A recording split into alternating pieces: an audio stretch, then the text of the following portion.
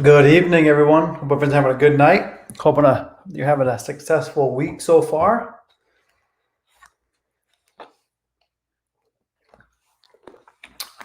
What I want to do tonight is, same thing we've been doing the past few weeks. We'll open this up for questions, see how I can help you the greatest, see what I can do for you guys. Make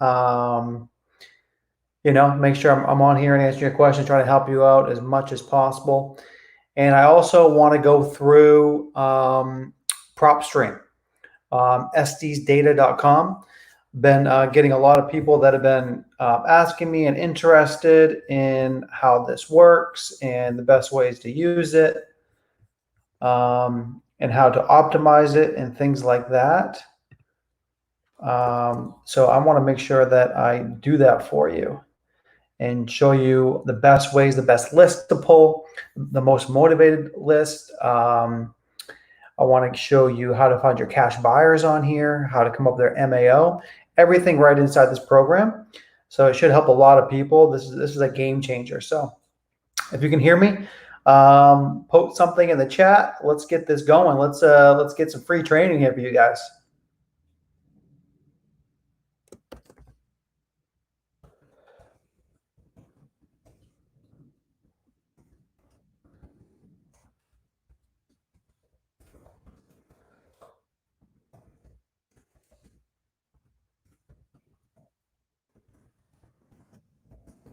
Okay, cool. All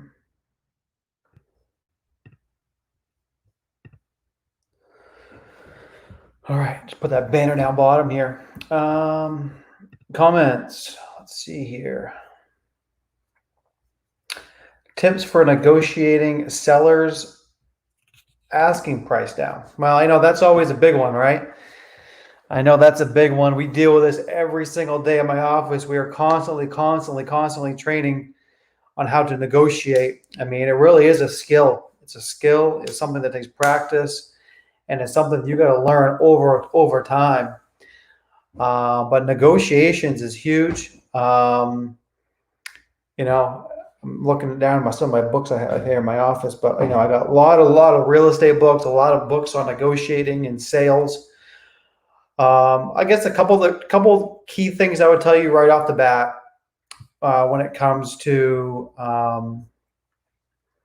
negotiations. The first thing, what do we have working for us? Most of these houses, they were selling it as is condition, and we are not using a realtor. So first off, whatever price they want, make sure you let them know, yeah, this seems like, you might be able to get that price. I want to be honest with you. Maybe if you list this on the open market, you want to hire a realtor, go through the hassle of showing it and all that goes along with that. But keep in mind, you got to pay 6% for closing costs.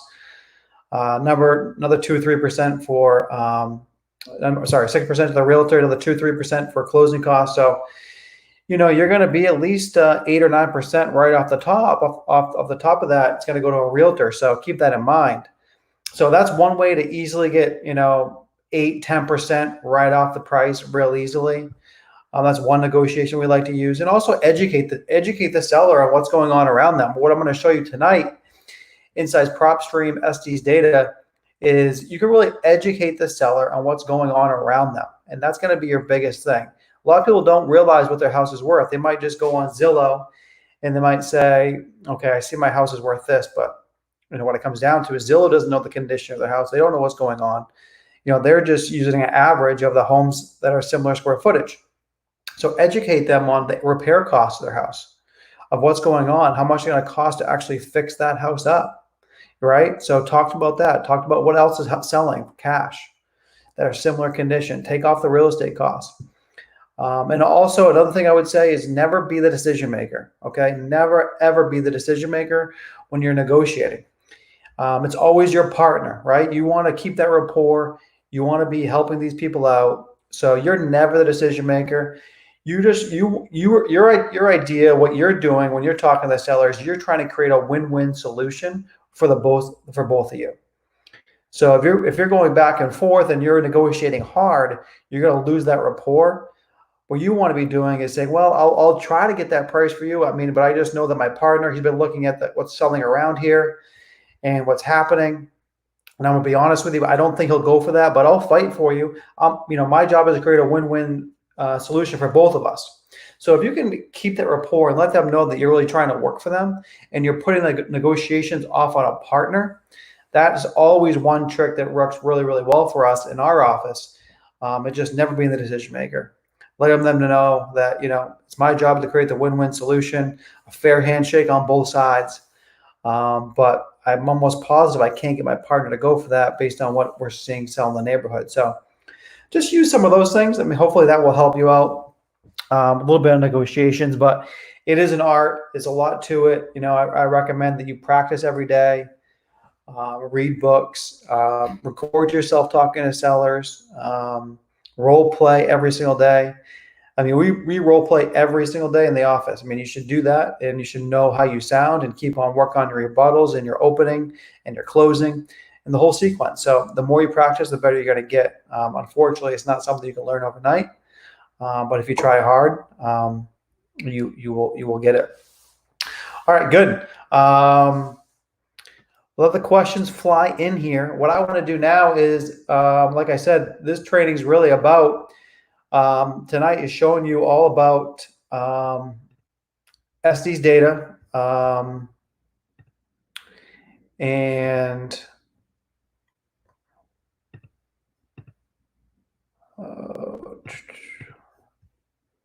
one second here.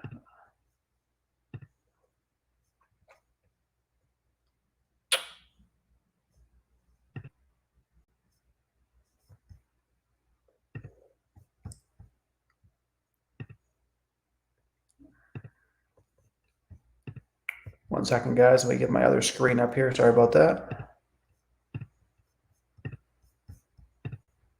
Okay. So if you haven't been on it yet, stdata.com. This is essentially PropStream. But what I did was I created talked to them at PropStream, and I was able to help you guys out. Get a little bit of a discount. It's not huge, but you also get a 7-day free trial. Try this out. See what you think of it. I'm telling you right now, if you have one tool when you're wholesaling, is this is the tool that you need. All right.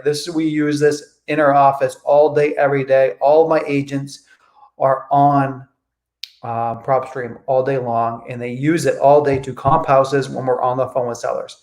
If you don't have a tool like this, you're flying blind, right? You have to know what you can pay for properties. And the only way to know that is to have good data, right? So if you don't have MLS access, you got to have this. And also it's good for pulling motivated sellers list. So let me show you that first, I think.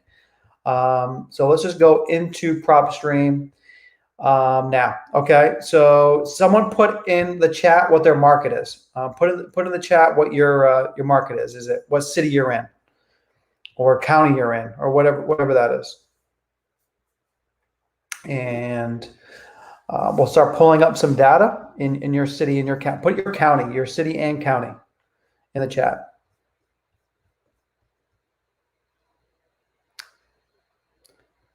York, is that the county?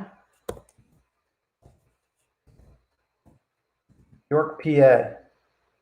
York County. All right.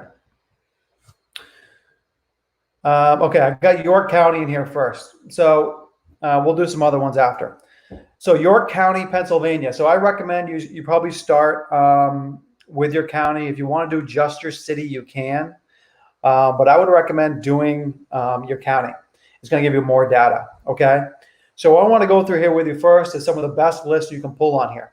So as you can see, what we want to do here is total in York County. We have 186,000 records that we can choose from. I'm not sure if you guys can see that or not. It might be a little small, but you got 186,000. Now, the first thing we want to do is we want to go up to filters. Okay. Now, I'm going to show you what I do and what I recommend that you do when you pull your data. Now, remember, this is what I'm showing you guys is exactly what I do in my business. What we're doing every single month to pull new data, do 20, 30 houses a month, right? There's no secret to this.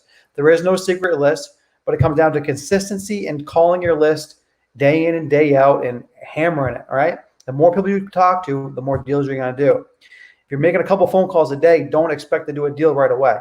It may take you months or years to get a deal if you're only talking to a couple people a day. So let's set the expectation straight that in this business, you got to talk to a lot of people. Okay, so what are we going to do first here? So first thing we're going to do is, pick your list here. I want to start off, let's just do a basic, let's do it with a vacant list, right? A vacant list right now is probably one of the best lists you can pull, because anyone with a vacant house right now is sitting on a house that's not making any income, that's probably costing them money. People are losing their jobs, and it's an extra overhead and burden. And the only thing that's happened in this house is going to shit, right? I mean, let's be honest. The longer a house sits empty, the more it rots in the ground. So vacant houses right now are perfect, because anyone that has a vacant house is looking to get rid of it, right? Okay, so all we're going to do is hit vacant. Property characteristics, right? You guys probably take notes on this, okay? Take some notes on this. This is critical information, guys. This is what you need to succeed. Okay, property characteristics. Now, you can choose anything you want. I do just residential, but you can pick anything. Residential. Property type. I do single family, multifamily, and multi 5+. Now, you can do condos if you want as well. I don't personally do condos. I like to stick to the single families. So under property characteristic, that's just what I choose. But you could also choose other things if you want. If you want to do a minimum of 3 bedrooms, or if you want to do a certain year built, right? If you don't want newer houses, you don't want really old houses, you can put that in there. I don't personally do that, but you can. If you want to filter this down, more narrow, you can put a lot of stuff in there about the property. I don't do it though. MLS status is the next one I go to. One thing that's really key that I don't want is on market. No, I don't want to market to any house that's listed with a realtor, right? Fuck that. Everyone that's listed with a realtor, they want top dollar for the property. I don't want anyone going after houses that are on the market. It's a waste of time. All right. MLS status, like we talked about, not on the market. So we don't want any of this stuff, okay? Pre-foreclosures, I'm not doing this one right now, but we'll go back to it. You can. Right now, I'm just doing my vacant list. Ownership info, okay? I'm going to put 1 year here.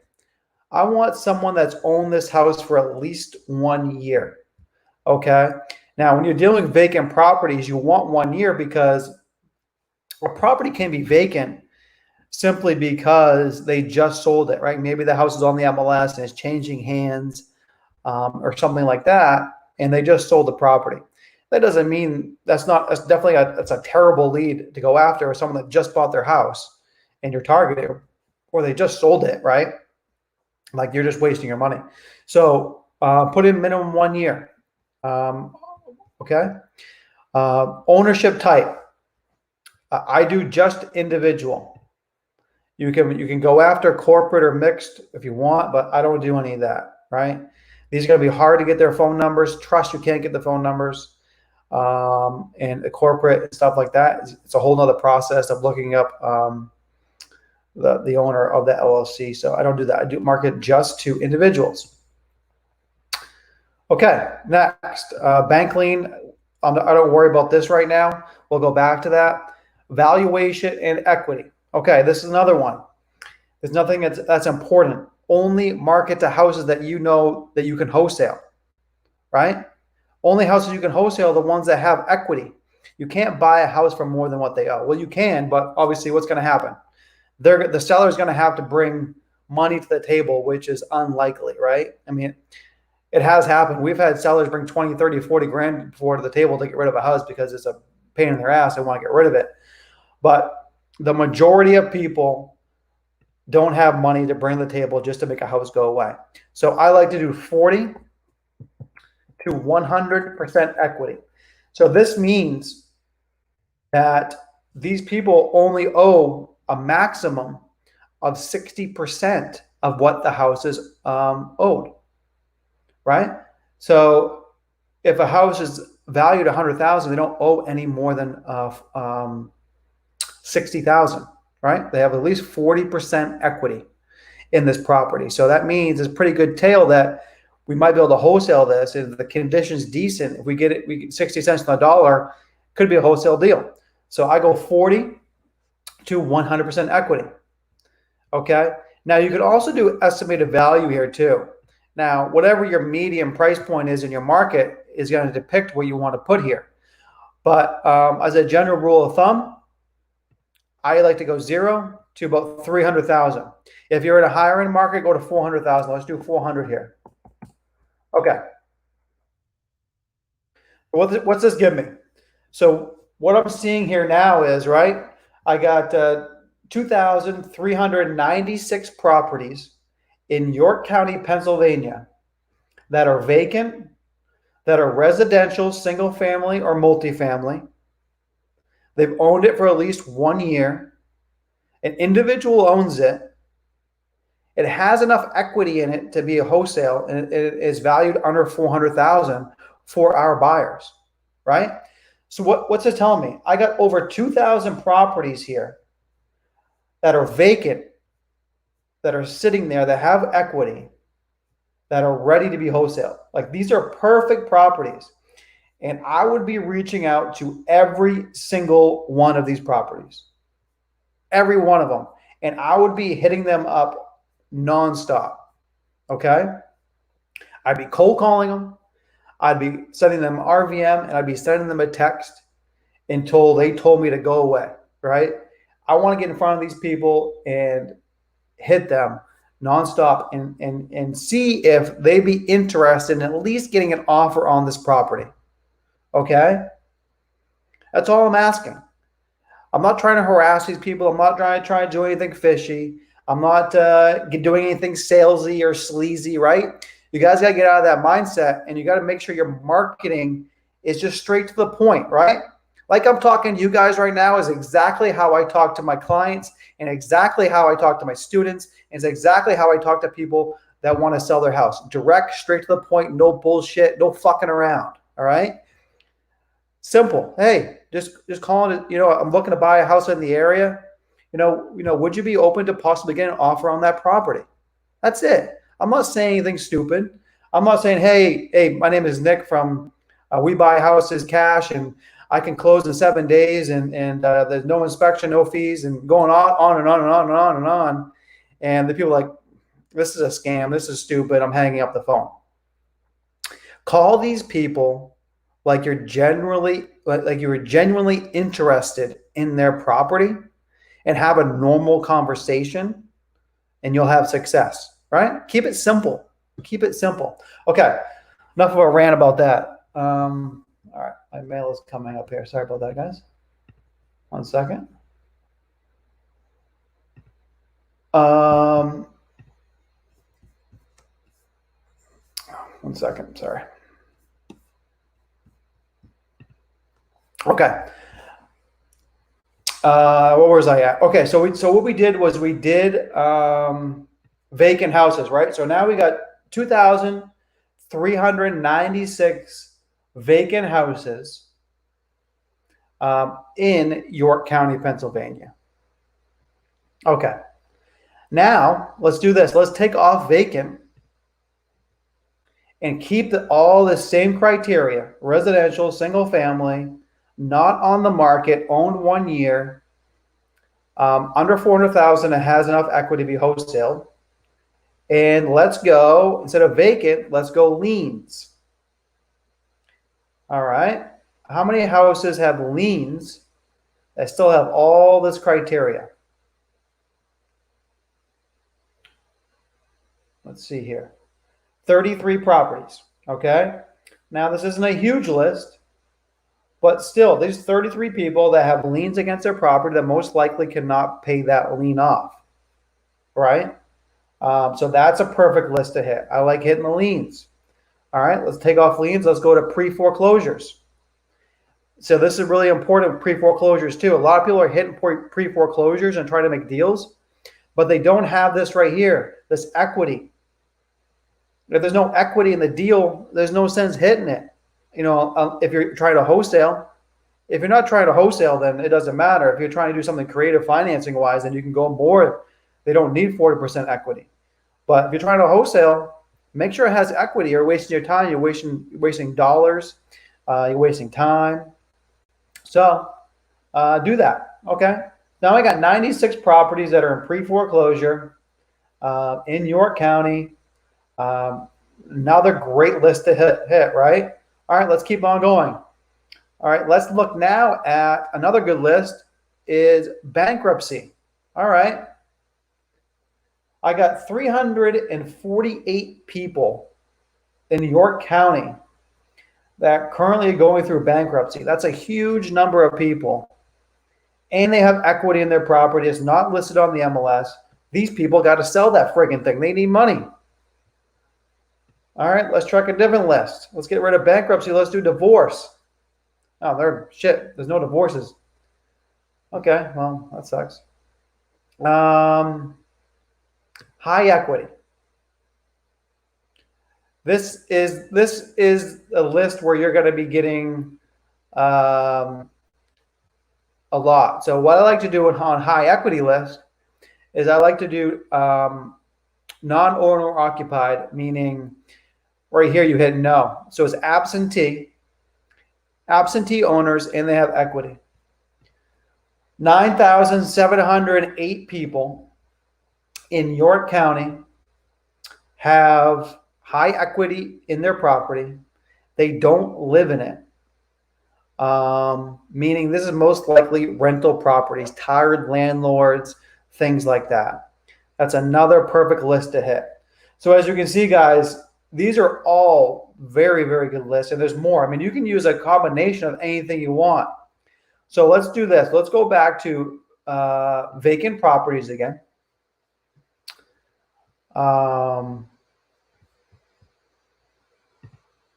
Okay, 2,300 vacant properties. Now, let's do this. Now let's stack our list, right? So this is another thing that's really, really powerful. You can go in here, let's stack our list. So let's do this. Let's see, we have vacant properties, and I want people, let's do pre-foreclosure. None. Okay, hold on. Because we're getting pretty niche here. So what I'm trying to find here is bankruptcy. Let's just see, has an active lien. Okay, there's one property that's vacant that has a lien. There's 7 properties that it's vacant and the owner is going through bankruptcy, right? So these people have multiple pain points. I mean, you hit these 7 people, you can probably get a deal out of one of them, right? These people are motivated. They're motivated as shit. They got a vacant property and they're going through bankruptcy, all right? Right, so what you can do is you can just play around with this, guys. You can do any combination you want. You know, it could be high equity, it could be vacant, it could be someone that, it could be anything you want. You can just go through this and pick any combination, right? Then all you're doing is inside PropStream, right? You get 10,000. All right, keep this in mind. This is what's so beautiful about this program is you get 10,000 downloads per month. Every single month, you get reloaded 10,000 more downloads, right? So only thing I want to do if I wanted to target these people, I would simply click on this and add to my list right here, right? And then as soon as I add it to it, then I go over here to all my properties. I'll show you guys my properties. Right now, what do I have in here? I don't know if you guys can see this, but right now in my database, I have 179,000 properties in my database in PropStream right here. Might take a minute to load up. It's a big ass list, but that's how many people that I'm targeting that I've downloaded and we're marketing to. 179,000 people we're on a consistent basis. We are marketing to. We're cold calling, we're texting, we're RVMing every single week, right? If you want to do big numbers, you got to have big data. That's what this allows you to do, right? Even at the basic plan at 10,000 a month, it only takes you, what, 10 months to get up to 100,000 people. That's huge, right, guys? So think about that, right? I mean, this just goes on and on and on. And these are all people that I have determined that have one of the criteria that I just told you, right? This is in all markets. This is in like 11 different markets. I mean, I'm all over the place on the East Coast. But yeah, so that's exactly what you want to do. Okay, let's look at a couple questions here, and then we'll go back to that. right, so I got some more counties. Australia. I don't know if I can do that. Clearwater, Pinellas County, good. OKC, what's up? Greensboro, North Carolina. What do you think about Kansas real estate market? I think every real estate market is good. I get that all the time. There is no secret market. There is no secret list. You can pick any city in the country, and I guarantee you I can get a deal there. It's just a matter of downloading the list and contacting the people. I mean, it's pretty simple. This business is not rocket science. We just got to get in front of the people and have a conversation with them. Obviously, you got to talk to motivated sellers, but any city, I guarantee you, I can pull up here on PropStream and Estes data, and I can find somebody that's motivated. And if I talk to enough of those motivated people, I can get a deal. It's just numbers. It's simple. What's the minimum lien? I didn't put a minimum lien. I put any lien. But you can put a minimum lien if you want. If you only want to target. So let's go back in here. I'll show you. Let's just go back to York County where I was at. Then we'll go to something else. But let's just say I want to target people that have liens. And a lien amount. So let's say a minimum of, let's call $1,000 lien. That's $100,000 lien. So in York County, Pennsylvania, there's 52 people that have at least have a lien that's more than $1,000. So you can do that too, right? You can really do anything you want. I do any lien, right? For me, the more data, the better. So I don't want to try to get too niche. For me, if you guys are just starting, you may want to get a little bit more niche. But for me, I want to target really anybody that has equity that I might be able to get a deal with. I mean, I don't care who they are. If they got enough equity in their property, I want to talk to them. And then especially if it's vacant, right, or it's pre-foreclosure, all these other lists that we talked about here, that's just icing on top of the cake where I know these people are ready to go. All right, these people, they got to sell this friggin' thing. All right. Is there any way to see if these houses are on more than one list? Yes, there is. And I believe PropStream has that feature now, but I'm going to be honest with you, I don't use it. When we sort our data, we look for multiples, but you can do that in here. You can also do it in batch skip tracing. So you can build out your list inside Batch. That's the company that I recommend you do all your texting and you get your phone numbers from. And if you use code Estes, it'll give you 20% off on Batch. Okay, Moreno County, Texas. How do you get the phone numbers? Okay, phone numbers.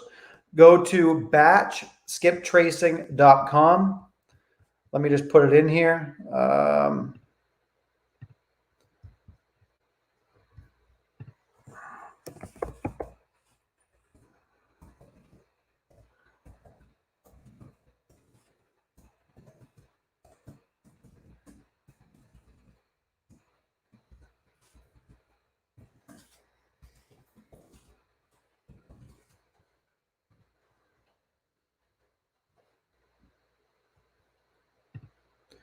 Okay, batchskiptracing.com, code Estes for 20% off. Okay, that's how you get phone numbers.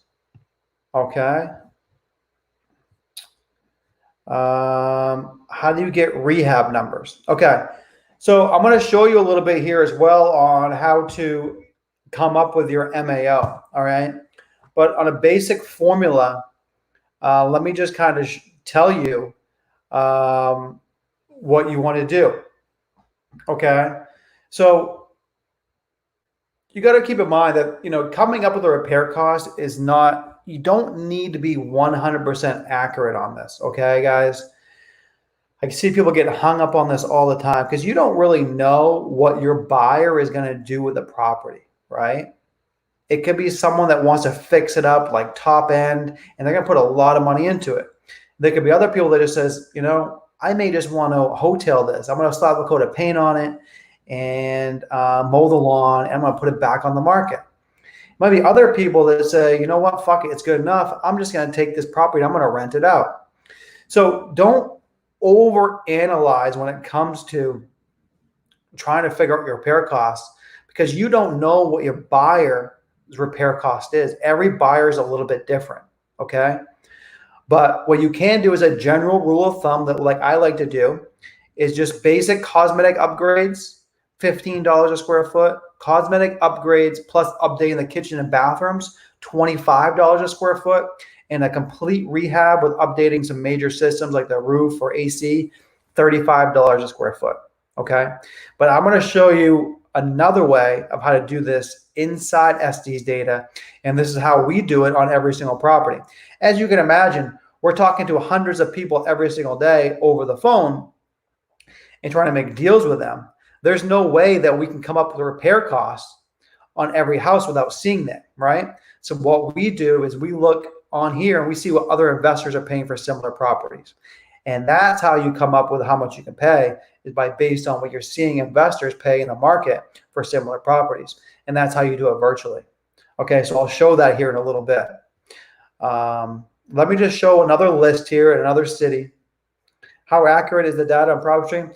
It's as accurate as any other program. Like if you want to go to ListSource or anything like that, the only difference is going to cost you a lot less money. I'm going to tell you right now, like I said earlier, I'm doing 20, 30 houses a month, and all I use is PropStream. So you tell me, how good is it? What is the estimated value of the property? So the estimated value is very similar to the Zestimate, right? It's not exact, but it just uses a formula to come up with it, right? It's usually pretty close. I'm not going to lie. It's usually pretty close, but I can't say it's exact. It's like the average of what homes around it are going for. Usually the ARV is a slightly above the estimated value in PropStream, because always ARV is the cream of the crop, right? ARV is the houses that just got renovated, totally redone, pristine condition houses. That's ARV, after repair value. So it's always going to pull a premium in the market. So just keep that in mind. Okay, I saw someone else that wanted me to do something here. Another city. Let's see here. Greensboro, North Carolina. Is that a county? I don't know if it's a county or not. It's a city.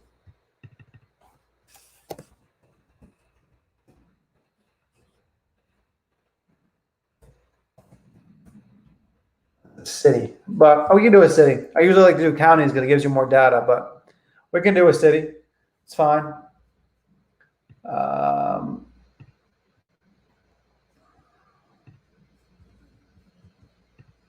All right, in Greensboro, just the city, I got 120,000 houses. Let's look at vacant houses. I got 3,597 vacant houses.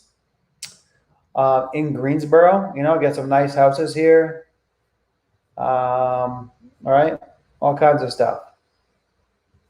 So let's just do what we did before. I mean, it's very, very simple. Residential, single family, multifamily, right? I want MLS. I do not want on the MLS.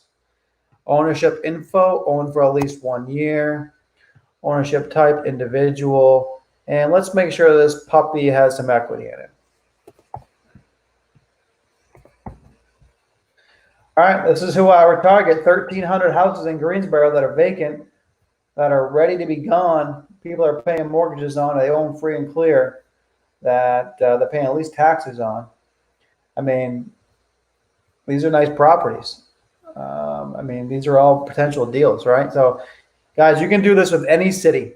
You think of a city, you could wholesale properties there. There's no there's no rocket science here, right? So why don't I I mean, you can do condos if you want. I mean, I just don't personally do condos. I mean, let's go back up to filters. I mean, it depends on your market. If your market is like good for condos and condos are selling, then do condos. You know what I mean? Totally up to you. If I just go here, I go back to property characteristics and I do condos, it's going to give me more results, right? I just don't personally, because my markets aren't good for condos.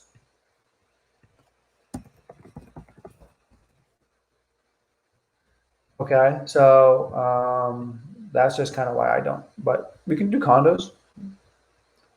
You can do anything you want. You can do commercial properties. I mean, look at the property types. I mean, you can do whatever you want. Condominium, duplexes. You can do fraternity or sorority houses. You know, you can do mobile homes. You know, you can do anything you want. You can do timeshares. I mean, you can do just land, right? You can wholesale land if you want. I mean, anything, industrial properties, right? Office, commercial. You know, whatever it is that you specialize in, you can do, right? So yeah. So okay. So what's next? What do we want to show here? So we kind of went through the list a little bit. Put your questions in. Do you have any questions about this list at all? About different lists, good lists to target. But like I said, I mean, you want to be trying to hit as many people as possible here. What criteria do you look for? Vacants with a lot of equity, and what else? Okay. Everything. I look for everything. Vacant houses, liens, pre-foreclosures. I like high equity. I like bankruptcy, and I like divorce. Hit all those lists, right? All those lists.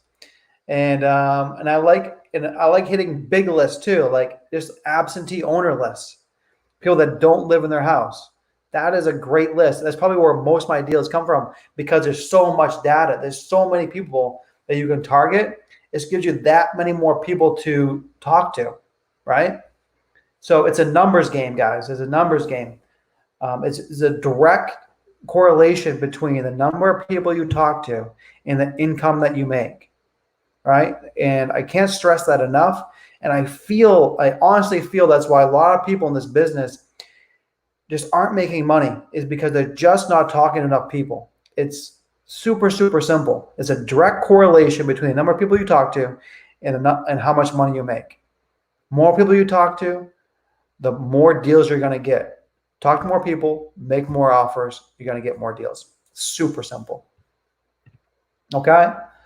Okay, so that's the list. We can't do pre-foreclosures in Washington. You can't do pre-foreclosures. You can't talk to those people.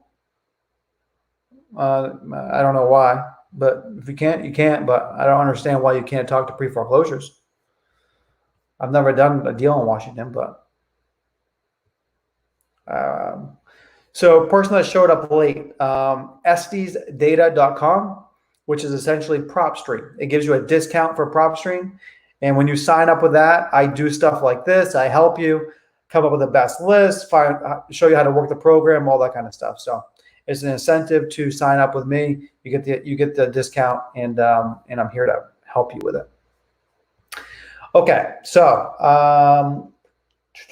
what do I want to do next? So we kind of know about some lists here. Let's talk about finding cash buyers.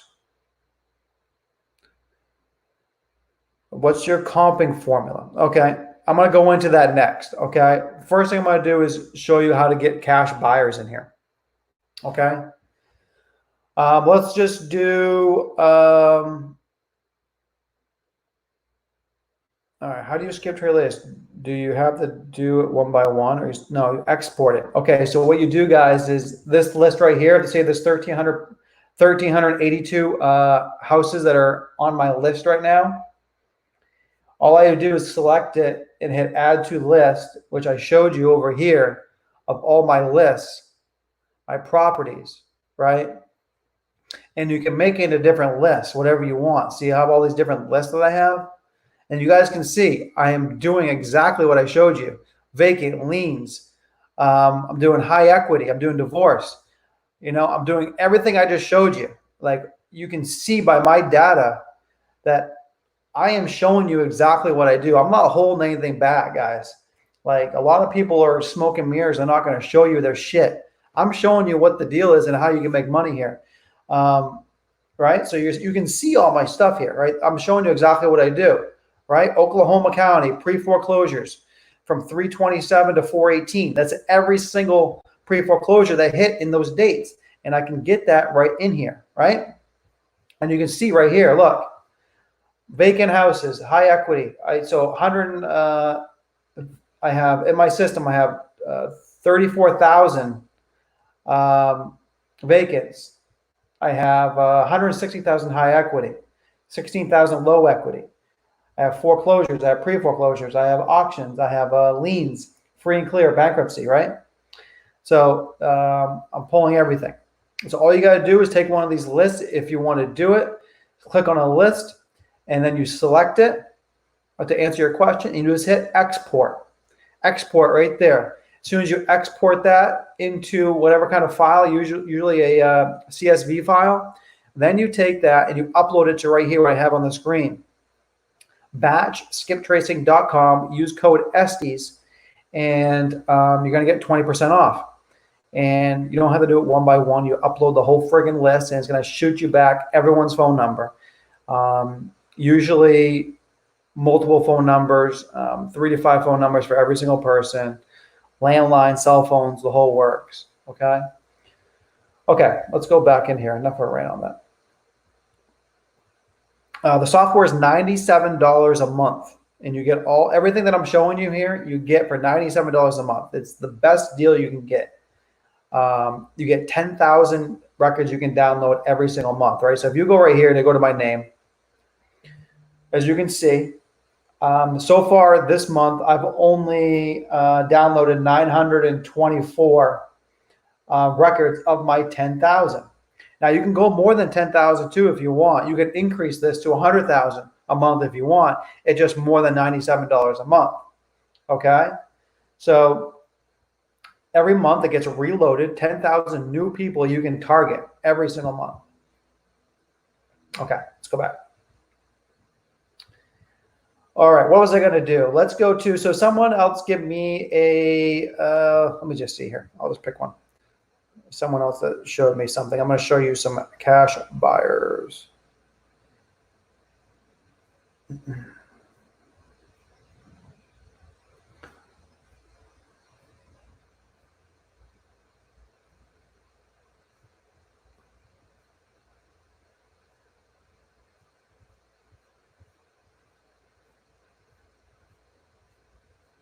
know what? I'll just do this. I'll just make this easy. I'll do my city, Miami, Florida. Miami-Dade. I want all of Miami-Dade. Miami-Dade County, right here. Miami-Dade County. Okay, so now let's just say, for instance, that we're looking. We're targeting. It could be whatever. Let's just go.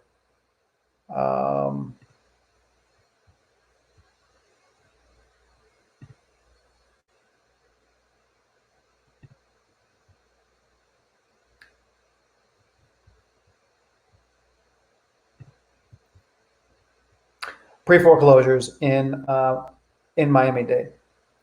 So Miami-Dade, 7,000 properties that are in pre-foreclosure.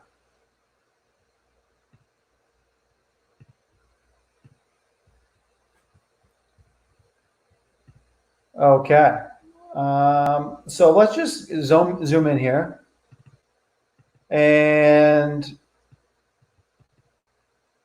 you know, we can really just kind of take a look at some of these different pre-foreclosures. Let's take a look at this one. Okay, the person's in pre-foreclosure. Let's take a look at it. What is this? A 3-bedroom, 2-bath, 1,600 square feet. Estimated value to about 260,000. Okay. Pre-foreclosure details. We can go right in here and see the pre-foreclosures. The lender, Nation Star Mortgage. I can click this right here. I'm not going to do it right now, but I can actually download the pre-foreclosure documents if I wanted to. And MLS Details. It looks like they tried selling this property, but they couldn't. So I have MLS Details right here, the description. This single family home has 3-bedroom, 2-bath by public records. However, it's a 4-bedroom property, needs TLC with plumbing issues and other repairs. Boom. If this house is not on my list, it should be. Right? I mean, I should tell my team we got to target these people. Like this, they has repairs. It went on the market. It couldn't sell. And it looks like it's in distress. Perfect property, right? I just picked that by random. Okay.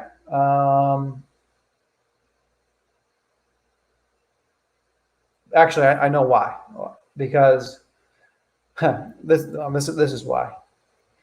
That estimated equity, that's why we haven't targeted. Estimated equity is negative 57,000. That's a beauty of PropStream here too. They have a mortgage balance of 316,000 on this property, and the estimated value is 259,000. So they're fucked on this property. That's why it didn't sell. They're going to have to bring like $50,000 to the table. They're never going to. I can't give them a deal. That's not realistic. So, anyways. Okay, so let's just say that I want to look at, this is the property that I'm interested in. So I'm just going to take this address.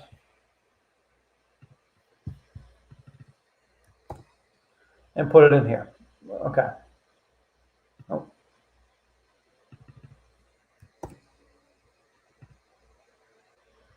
Okay. Here it is.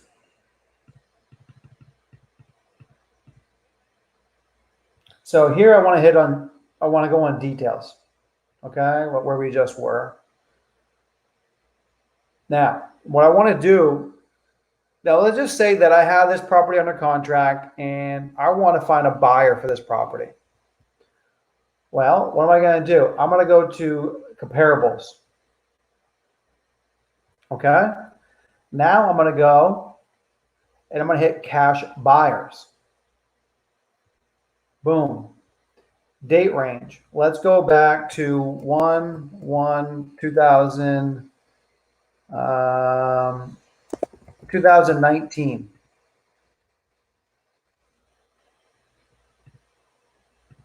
Let me do it like this.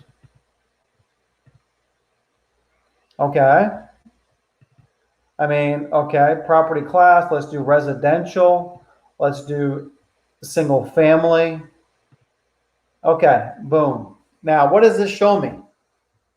This shows me that there's been 46 cash sales within 1 mile of this house within a little bit over a year. So if I want to find a cash buyer, guess what? It is about as simple as it gets to find a cash buyer for this property. I mean, it can't get much easier. All I got to do is go in here, click on one of these properties. This is the house right next door. Let's zoom in. I'm going to find out who bought this house right here. Number 2, right in the same neighborhood, and number 1. Let's just say I click on this number 1 that's right here, details. What this is going to give me, guys, is going to give me who bought this property.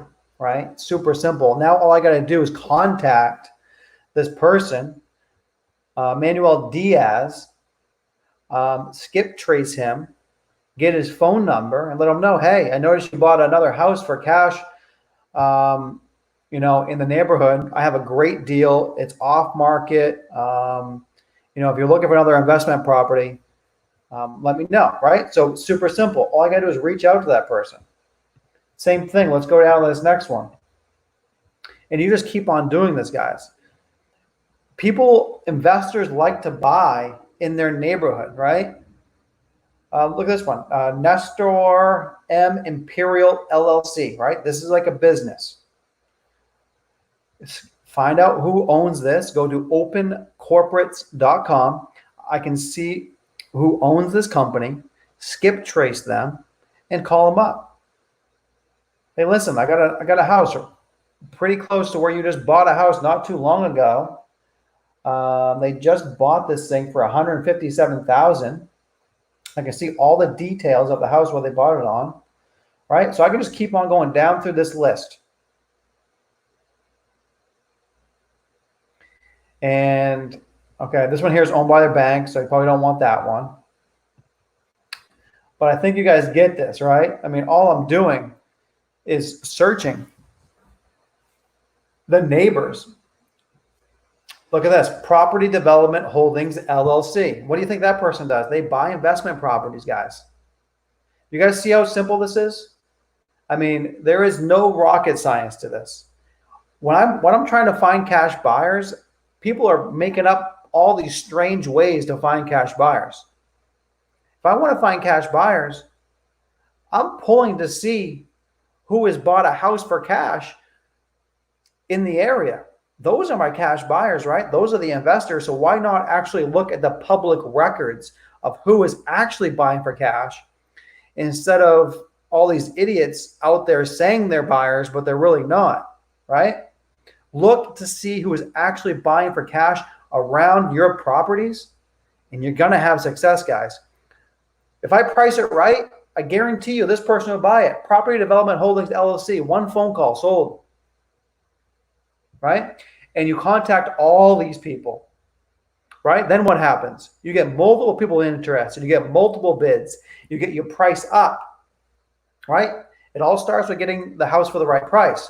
But if you get it for the right price and you contact all the guaranteed buyers, you know these are cash buyers, all you guys do is contact them, right? I can keep on going down through this whole list of 40 people. Get their phone number, call them. Glen Blue LLC. You know, it's definitely, no, anytime it's an LLC like that, what's that mean? It's a business. These people are in the business of buying properties. Hope you guys understand this. I hope you guys see how simple this is. It's not rocket science at all, right? And yeah, so that's all you got to do. I can put in any address, and I can find the cash buyers that are around that house, right? So these are all cash buyers. These are all cash sales that I'm showing you right now. Okay, all around this property. So what's that mean? That means that these people are interested in buying houses in this neighborhood. So these are perfect cash buyers. Sorry, I got to plug my computer in here. Okay, so hopefully that helps you out. Let's look at some of these questions here, because it's just so powerful, guys, so powerful.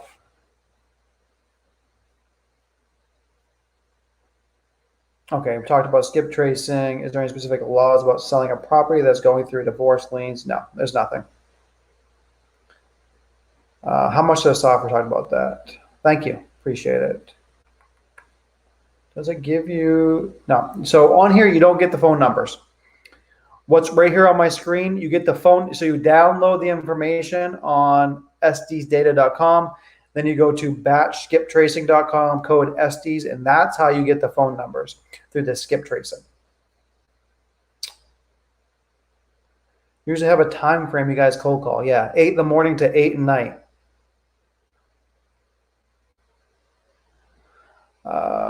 Do you have any videos on yourself calling homeowners? I'll be honest with you guys, I don't really talk to homeowners much anymore. I have sales guys that do that. I can make some videos. I'm not opposed to it. I can definitely do that if you think that'd be helpful. Last week, I did some sales training, cold call training last week. So if you missed that one, watch the video, the live that I did last week on cold calling. I think that will help you. Now, so you can mail to these people if you want. Right? So you can mail any of these people, and you can mail these buyers if you want. Me personally, I like to call people. Right? It's fast. When you're marketing for properties, it's a lot more expensive to send mail. Not only is it more expensive, but you got to send people multiple postcards and crap in the mail with the hopes that they call you back. I don't want to be sitting by my phone. Shit, I hope somebody calls me today.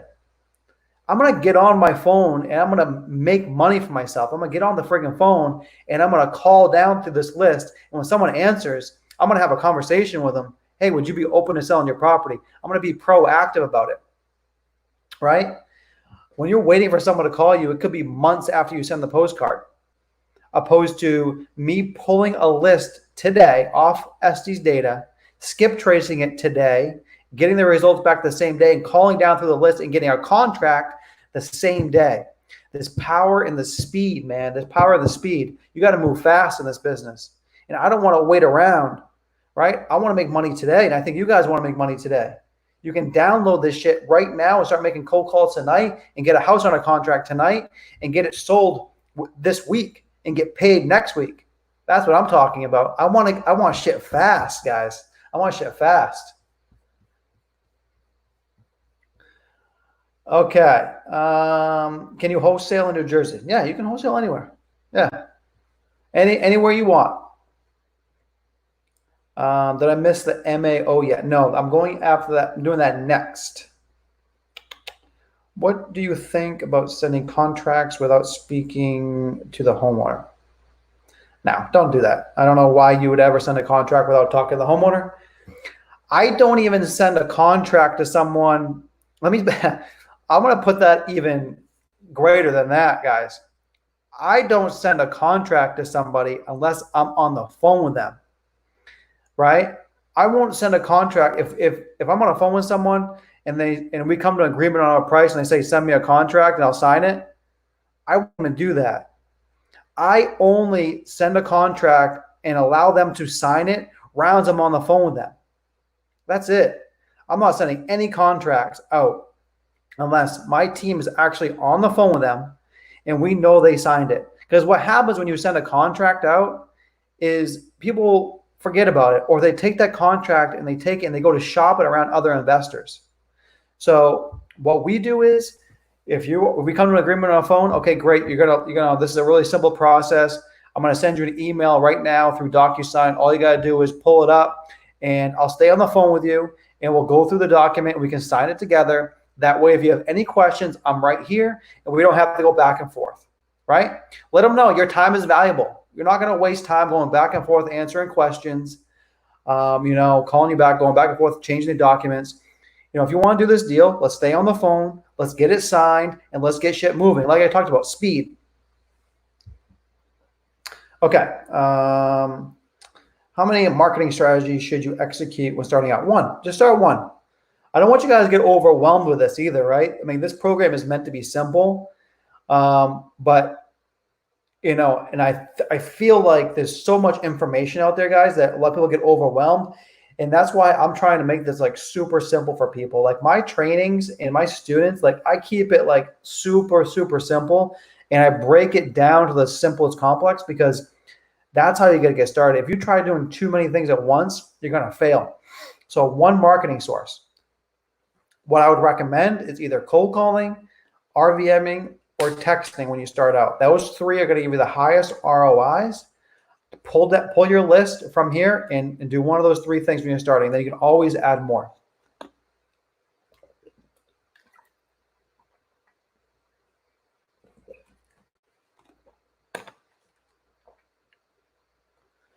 I meant, does the skip trace or eliminate the do not call phone numbers? Well, yeah, you can check that if you want, right? There's people are on the do not call registry, or there's also people that you can add to that. So if you want to do that, you can. How do you create incentive for a buyer to accept your offer? I have found several houses, but my offer keeps getting declined. Clara, you haven't talked to enough people. We get rejected hundreds of times a day. But the beautiful thing is, the more times you get rejected, you get that closer to a yes. I mean, there is no secret to getting your offer accepted. The secret is talk to another person. I mean, that's really the secret. Talk to more people, because you're going to hear no, and you're going to hear no a lot. So someone says no, put them on your follow-up list, call them back in a couple of weeks or a month and see if they change their mind, but call another person on your list. That's why you get 10,000 people you can talk to a month for $97. And I'd recommend talking to all 10,000 of them.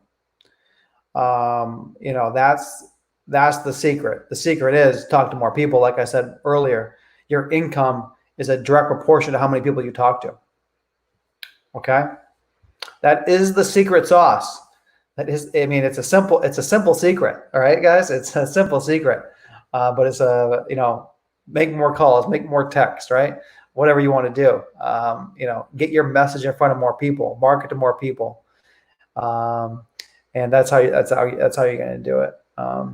I wish there was like a secret, right? I mean, I wish there was like something that you could say to someone and be like the secret phrase that like all of a sudden, oh, like, okay, I'll take your offer. But there is like a lot of negotiating things. Like when I opened up this live tonight, like there's a lot of like negotiation things that you guys can do. And I'd recommend that you really try to hone in on that. But even the best negotiator is not going to get somebody from retail price to wholesale price. I mean, it's just not possible. I mean, you can't convince somebody to sell their house for half of what they want for it. They have to be motivated. So, now that I'm thinking through this more, maybe the secret is, it comes down to motivation. So you got to find that motivated person, but it still comes back to the same principles. You got to talk to more people to find that person who is motivated to sell at a wholesale price. And there is a lot that goes into it. You're poor and, asking the right questions and, trying to get them down a little bit this, a little bit this. And, you can probably get someone down maybe 10%, maybe 20% if you're really, really good, but you're not going to get someone for half of what they want. It comes down to motivation. It comes down to making more phone calls. Okay. Okay. Any more questions on this cash buyers? Because I feel like I get a lot of questions all the time with people that they're like, I can't find any cash buyers. And I'm like, man, it's not hard to find cash buyers. I got 46 cash buyers. This is a 1 mile radius of this house. I mean, think about that. I mean, if I wanted to target the whole county or the whole city of just cash buyers, I could. I mean, let's just go to, instead of just doing the mile, let's just do Miami, Florida.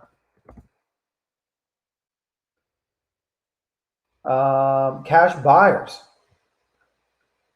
96,000 cash sales. I mean, obviously there's a lot of different criteria in here, but there's 96,000 cash sales in Miami. I mean, you want to talk about cash buyers, they're right here in front of you. But then you could take this and you go down, right? So you say, okay, I want no cash buyers just for residential properties that are just single family. And they bought houses that,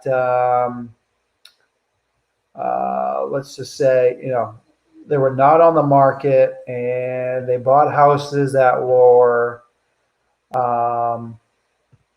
under 300,000. And let's go.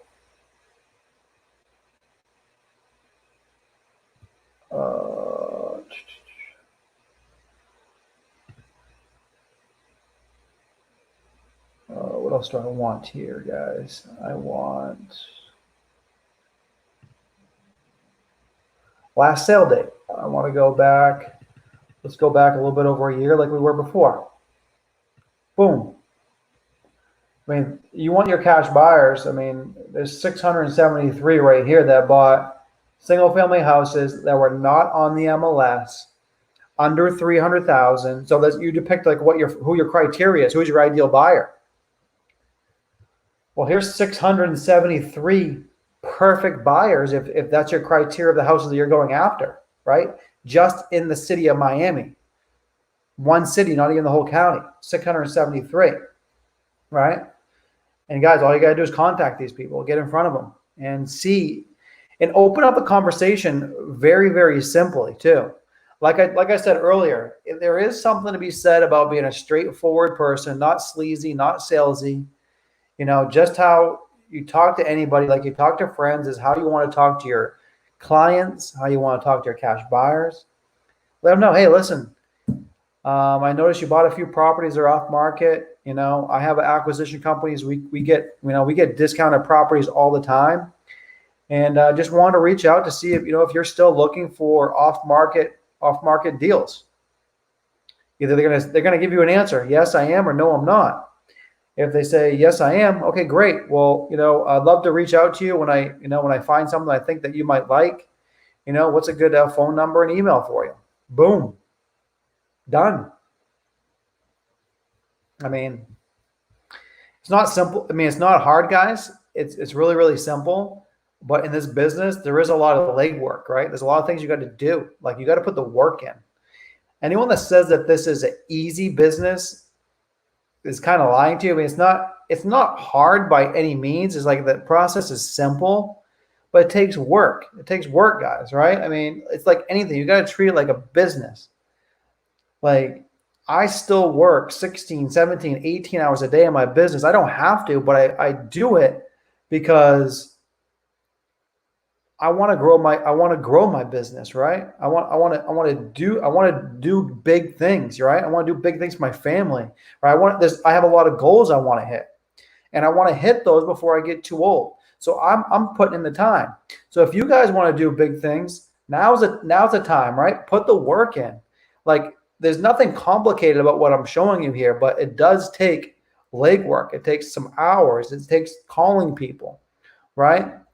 Nothing about this is hard. I mean, I'm sitting here in my shorts and t-shirt, and that's where I sit pretty much all day, right? I don't have to be in the office, and you can make phone calls, and you can contact cash buyers, and you can do these types of deals.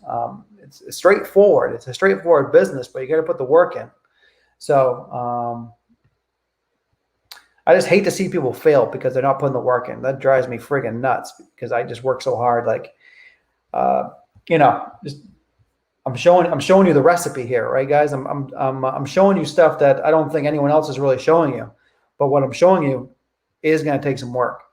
But if you do the work, I guarantee you can make money. You can make a lot of money if you want to. Okay. Okay. So cash buyers. Well, let's go in now. Let's see if any more questions. Then we'll go into MAOs. We'll go into MAOs. And if anybody has any leads, if you guys have any leads, let's do this. If you guys want to come on live with me like I did last week, I'm happy to do that. Same way. Come on live with me. Show me one of your properties that, like one of your leads that you've talked to the seller. Make sure you talk to the person, right? Or at least like so we know they're looking to sell the property, right? Come on here. Let's look at one of your leads if you want. I know some people might not want to give out an address on a live, which I understand. But if you want to learn and you want me to help you right now, I'll personally help you. We'll take a look at some of your leads or one of your leads or whatever you want, and I'll help you come up with a maximum offer on that property of what I would put as my maximum offer. So I'm throwing it out there. If anybody wants to, I dedicate this time for you guys and to help you. So if you think that's helpful, let's do it. Let's do it.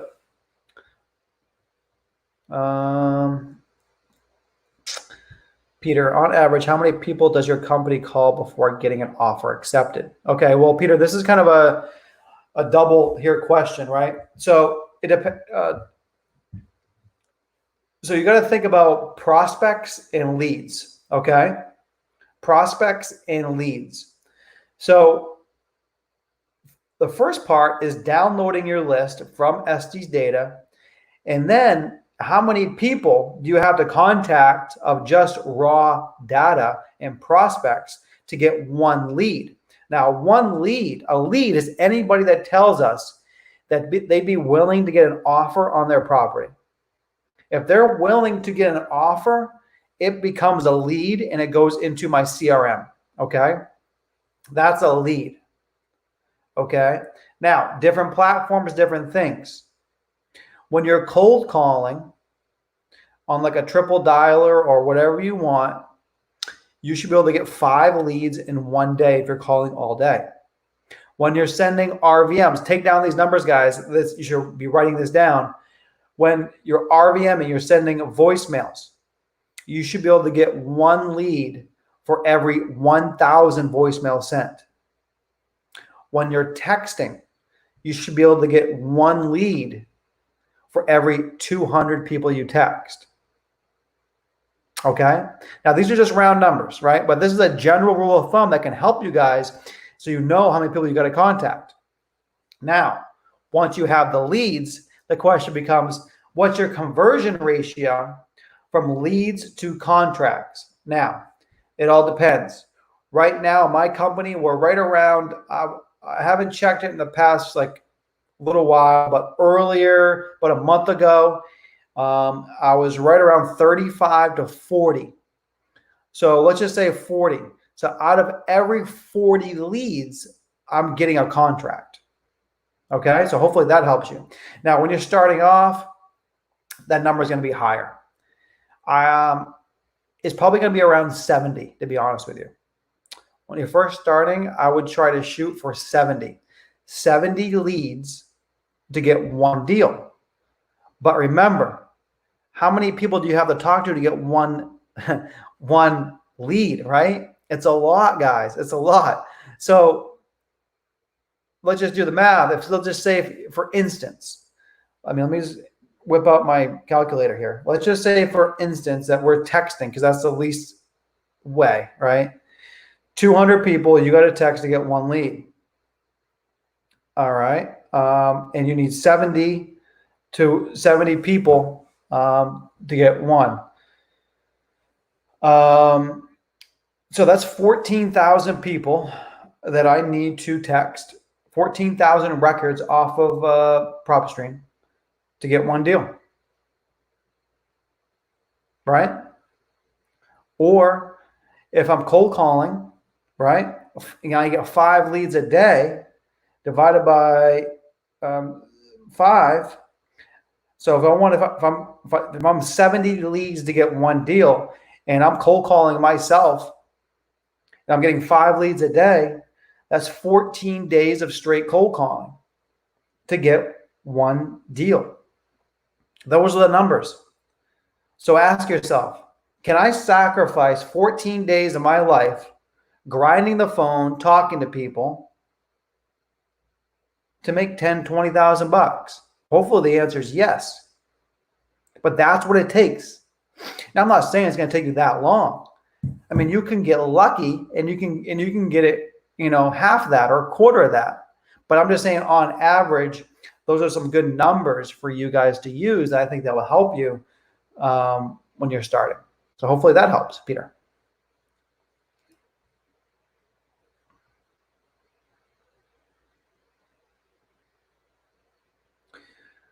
Okay, repair costs. Yeah, I just went over that. I'll say it again. Don't try to get too tricky with the repair costs, guys. Every buyer is going to want to do different things with it. Some people are going to fix it up nice. Some people are just going to slap some lipstick on it and put it back in the market. Some people are going to rent it out. So don't get fancy with the repair costs. I'm going to show you right here, right now, how I come up with MAO. But basic cosmetic upgrades, $15 a square foot. Cosmetic plus updating the kitchen and bathrooms, $25 a square foot, and full rehabs, $35 a square foot. So on a basic rehab, updating the kitchen and bathrooms on a 1,000 square foot house would be $25,000. Okay. What's your thoughts on VAs to maximize outreach? Yeah, I think that's perfect. I mean, I love VAs. VAs are great. They're hard workers. I mean, I got a bunch of them working for me, and they're amazing employees.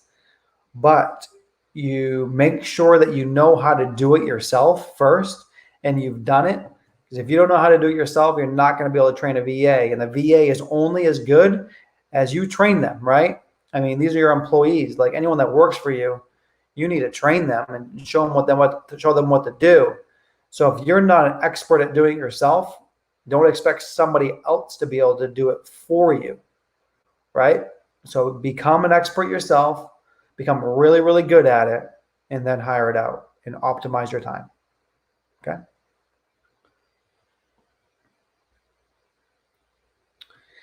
If I'm just starting out, yeah, I say when you're first starting off, do locally, okay? It's going to be a lot easier to go locally than virtually when you're first starting. Once you get a deal or two under your belt and you become comfortable with the process, then go virtual if you want, okay? Go virtual if you want. I just think virtual is a little bit harder when you're first starting if you don't know really anything about real estate. Because you're trying to buy a house over the phone without seeing it. At least when you're starting off locally, you can go to the house, you can go see the houses, you can talk to sellers in person, and it gets you a lot more comfortable with the process before you try to have a conversation about houses over the phone and you're not really sure what you're talking about. Okay, let's do some MAOs.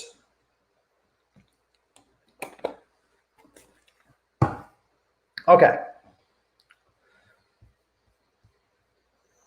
Anybody have an address? Anybody want to come on here with me?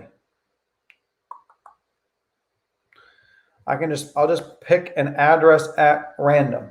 Let's just pick one of these at random. How about this house right here? Okay, let's do this one.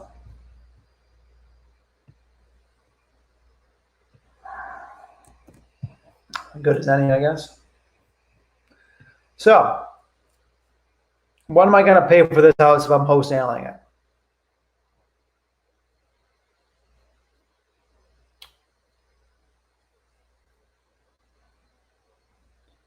Well, let's take a look at the photos. Now, keep in mind, guys, when you're doing this virtually, most of the time the owner is going to be explaining to you over the phone the condition of the house. Okay, so they may tell you, it's in livable condition. I got renters in there, but ask like a lot of questions, guys. How's the roof? How's the foundation? When's the last time the kitchen was updated? How's the flooring? How's the countertops? Right? Really try to dig in and get an overall sense of the condition, because, I mean, we're buying houses without seeing them, no pictures, no anything.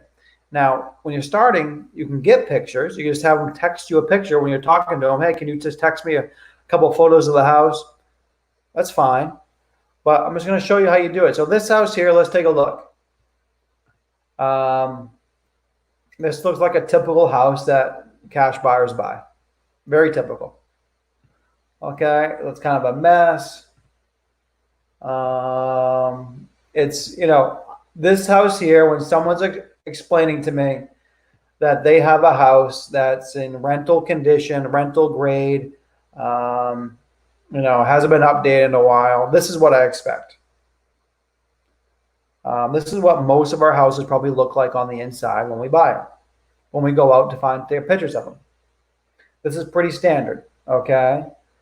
So I would say, yeah, this is a typical rental grade house. Okay, so now you guys see the pictures, right? Let's go back. Let's go to comparables.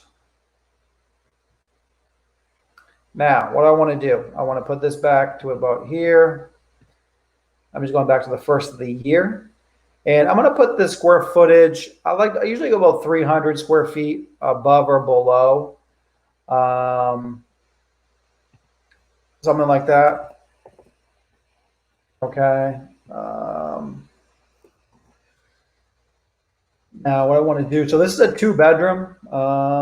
Let's see here. So let's just go 2-bedroom. Anytime I usually do 2 bedrooms if the house is a 2-bedroom, because it decreases value. Let's see, sold. Property type, single family. Property class, residential. Okay, so what I'm looking at here, guys, is now I'm inside PropStream, and I am looking at all the houses that have sold within the last year that are within like 300 square feet of this property, that are residential single family houses, and they're 2 bedrooms, right? So as I can see, there's 20 properties within a half mile that have sold within the last year that are very, very similar. Now, the first thing that I like to do is I like to try to come up with an ARV of the property. Okay, the after repair value. That kind of helps me a little bit because I know, if I know the ARV, I know usually what you can pay is what? 50, 60% of the ARV, 40% in lower markets is somewhere in there, 40 to 60%. So it just gives me a general idea in my head, right? This is by no means, okay, so let's just say this one right next to it, 1. So for 206, let's take a look at this. I bet this is fixed up. Okay, so this is a nice, clean property. It's not ARV, like it hasn't been renovated, it hasn't been flipped, so it's not ARV. But this is a clean house. This is a very clean house. You know, it looks like probably an owner occupant owned this. I guarantee you it's been in the family a long time. Like an older person lived there. They kept it up. They kept it nice. And that sold for $209. Okay, so, all right, good. 206. Let's look at this. I bet this is a little bit closer to ARV down here. Okay, here we go. 216. Look at this one. Nice. This one's been renovated, right? This house has been flipped. So I know that this is pretty much ARV 216, right? This someone went through and renovated it. So there's one 216. I bet this is another one right here, 215. Right? You see the similarities, guys? I can easily tell within, I'm going to be on the phone with a seller, and I can tell within seconds. Okay, I already know that person I'm talking to on the phone by pulling this up, rounds I'm on the phone with them, that this house is worth $215,000 fixed up. Boom.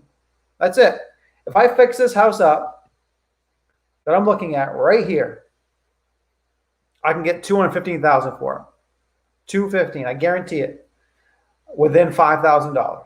Because look, that's what these are selling for. Right? Another one at $210,000. Same thing, guys. Same thing. Another house has been renovated. I mean, do you see how simple that is? I mean, there's nothing to it. They're all selling between $210,000 and $216,000 fixed up. Okay? Perfect. Now I know that. The after repair value is right around $210,000 to $216,000. Now I want to know what I can pay for this thing. Now, in the back of my head, I'm thinking, okay, I know that an investor is going to be able to get $215,000 for this property. They're probably not going to want to pay more than half of the value. So I could probably get maybe $115,000, right? That's what's going on in my head as I'm talking to this person on the phone. Now what I want to do is I just want to go here and I want to go cash buyers. Okay. Now I can see, what am I looking at here? 111, 128, 150, 172, 136. So these are all investors. This house here sold for 136. Let's see what the condition is compared to my property. Okay, this has been renovated. Well, I shouldn't say that. It didn't sell for 136 renovated. This is the pictures after it got renovated. But an investor bought this for 136 and fix it up. Okay, let's look at another one. This one sold for 150. Look at this, guys. This is very, very similar condition to our property. I mean, you could almost think it's the same house. Investor bought it for 150. Okay. And then there's other ones, 128. They don't have pictures for. These were off market. You know, these are bank-owned properties. I can tell that. They were foreclosures. It's just a little key down here. This green, this teal color is green. So number 3 and 4 are foreclosures. They sold for 111 and 128. Those were investors as well. So what do I know so far? Investors are paying anywhere between, I would say, the ones we have pictures on, 136 to 150 for very similar properties.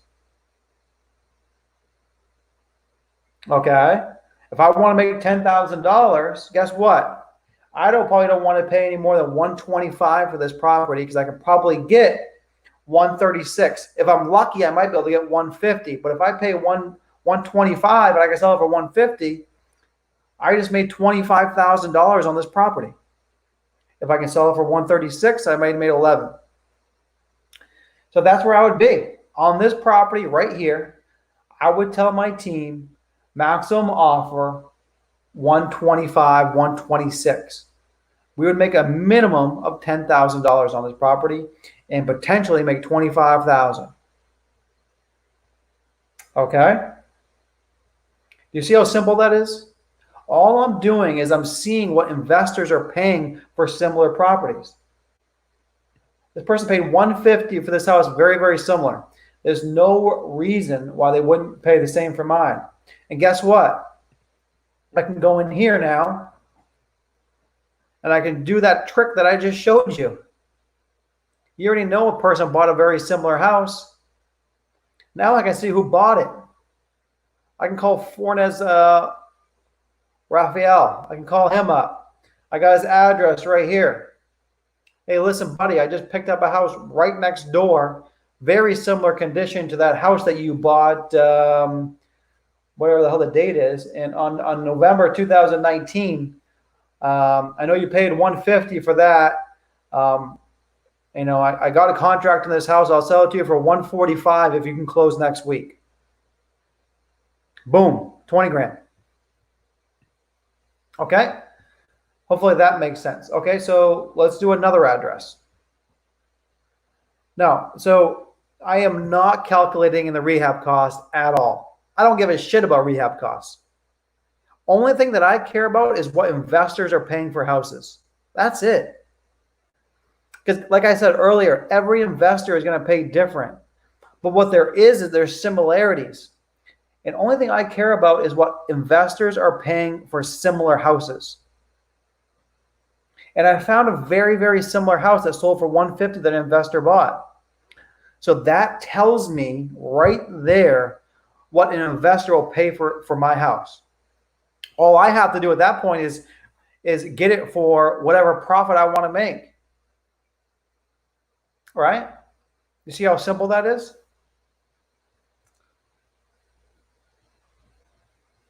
All right, someone's giving me a address. I'm going to see if I can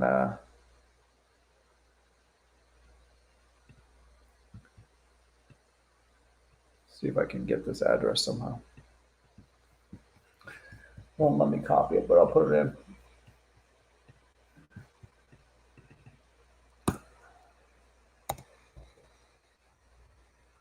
One 8824 North 6th Drive, Phoenix. That looks like it right there.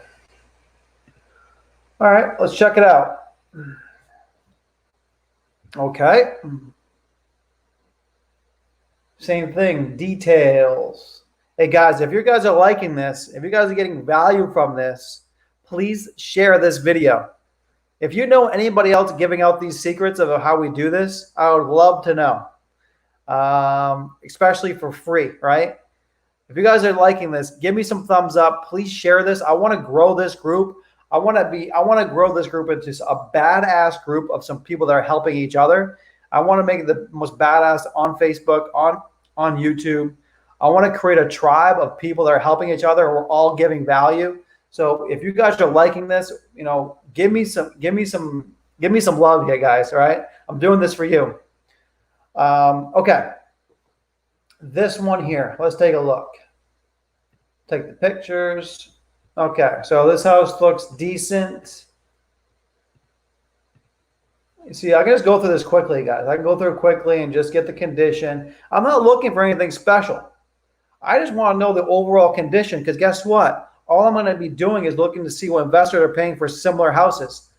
So I don't give a fuck about much. I'm just trying to look at the general overall condition. And what's my observation of this house? This is just telling me that that this house is not a bad house. It's structurally good. It might be a little bit dated in the kitchen and bathrooms, but overall, it's a good house. It'd be a good rental house. It could be someone that might want to fix it up and flip it, but it doesn't need much work. I mean, that's my overall assumption of this property. So now let's go back into what we were doing before. Let's go to comparables.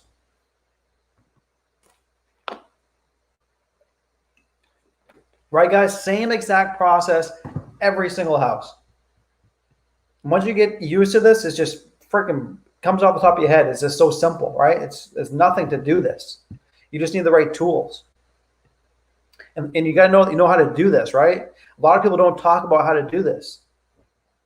Okay, so let's just go through it. So up top here too, I can do public records, I can do MLS, or I can do both. I like to do both, right? I want to know what everyone's buying. All right, so let's open this up a little bit. Let's go 1,400. Let's go a minimum of 700. We're looking at sold properties, residential properties. Let's go at single family. Okay. Boom. Okay, there's over 100 here. So we got to narrow this down a little bit.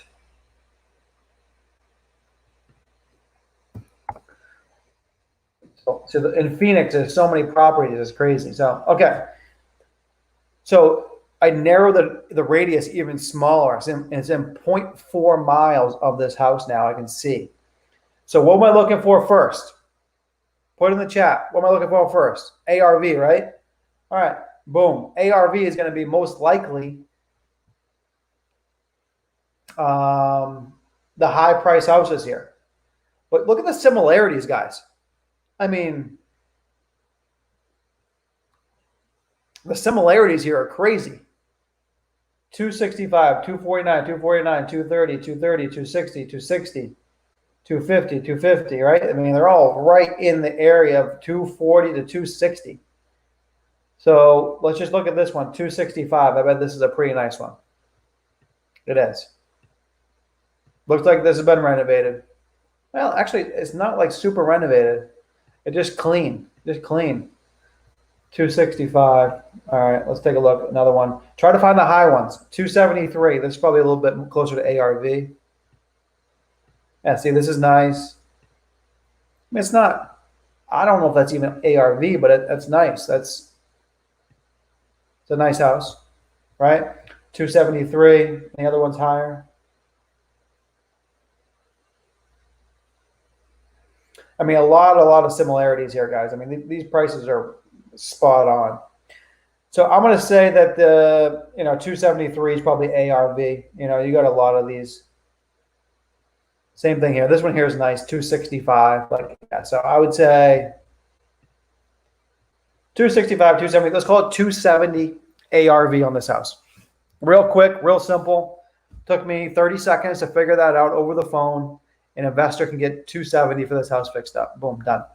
Okay, now I want to see what cash buyers are paying for houses. Well, let's take a look. 185. This looks pretty similar to our property, doesn't it? 185. That might be pretty close to an investor to pay for that. All right, let's take a look at some more. 174. See, this has been fixed up, right, guys? So I know that investor bought this property and they flipped it because these pictures are after they relisted it after it sold for cash. So an investor bought this for 174. That's a really, really good telltale sign of what this is worth or what I can pay. So 174, 185. You're going to have some higher ones in here, but just because that there's people that have cash that buy houses, but you want to be looking at the lower ones. So I can tell by looking at this real quickly that an investor is going to pay anywhere from 175 to 185 for this property. I would take the lower one, 174. I want to be maximum 164 ARV on this property. Done. 164. If I want to take my chances, I can go to 170, maybe make $5,000. That's it. See how simple that is? But I can do this all while on the call.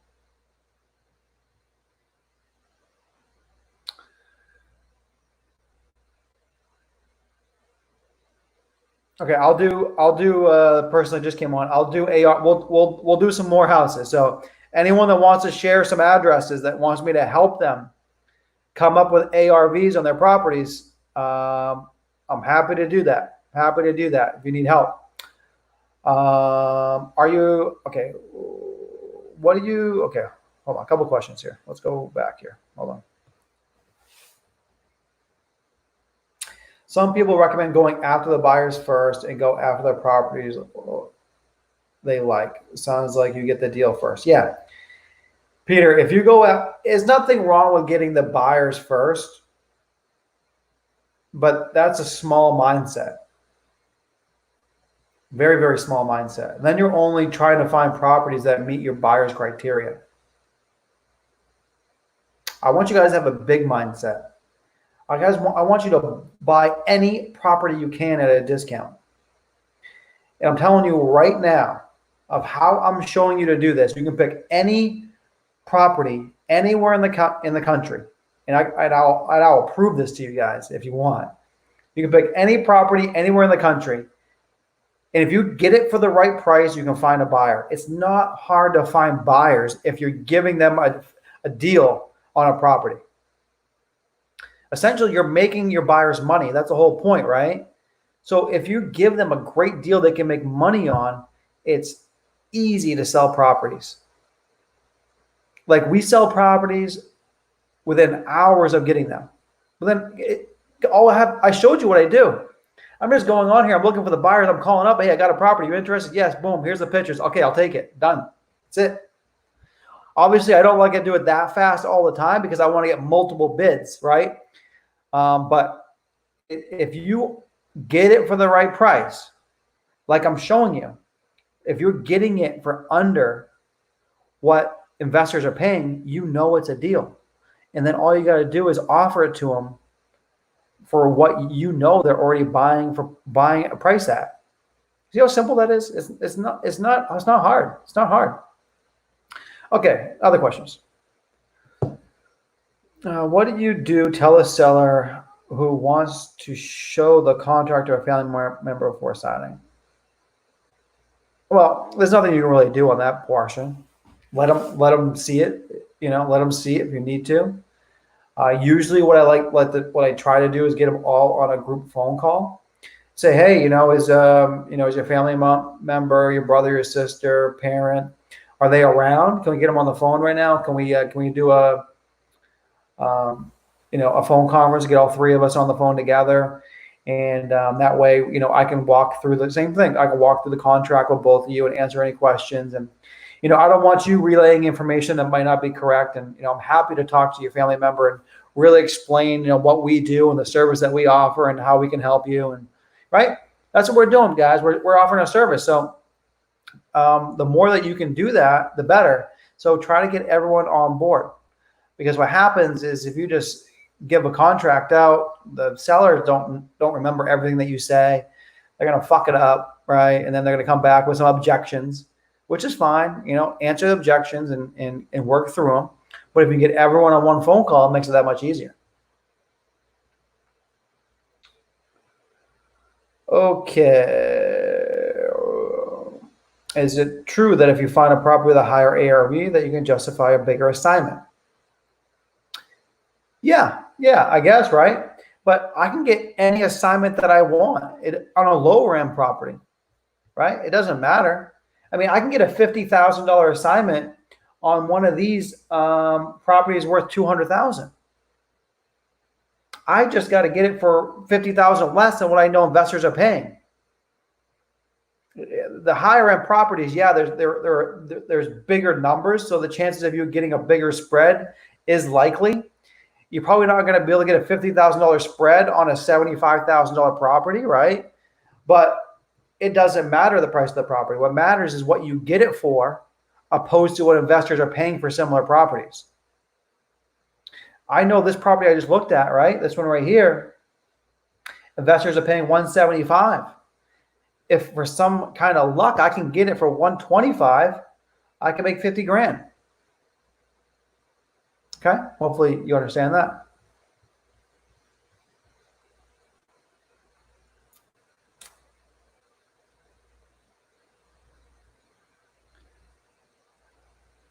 Okay, I'm going to look at this pre-foreclosure in Maryland. But how I went into this conversation, anything on the MLS is a waste of your time. I do not want you guys targeting anything on the MLS, but I will take a look at it right now.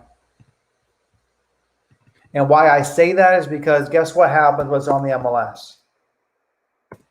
You have everybody's eyes on that property, including all those buyers that I just showed you. They're all bidding on that property. And guess what? If you bid more than them, who are you going to sell it to? You're not going to have any buyers. So the whole point of wholesaling is finding discounted off-market properties that other investors haven't bid up, right? So if it's on the market, chances are you're going to be paying too much. Not guaranteed. I mean, I know people that can get a deal once in a while, but it's not a strategy that's going to serve you for a long time. Okay, let's take a look.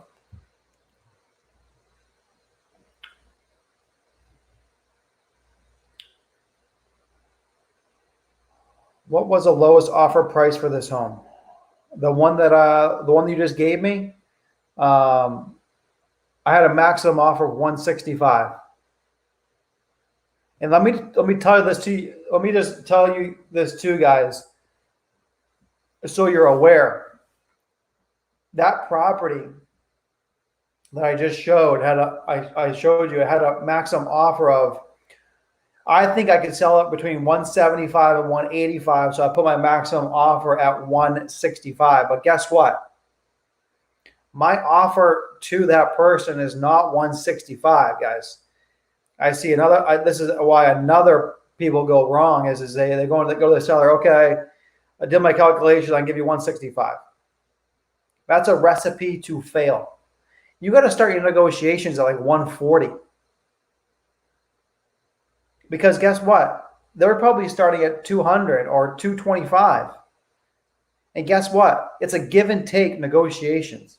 They may say, okay, well, I go 215. Okay, then you go up. Okay, well, okay, I'll go to one. I can do like 155. I do 167. Then they come down. Then you go up. You come down. You go up. Then you agree on your negotiations up to 165. If you start at 165, you're fucked. All right. So you got to start below that. And also, that's how you get those big, juicy spreads. That's how you make money in this business, by starting low.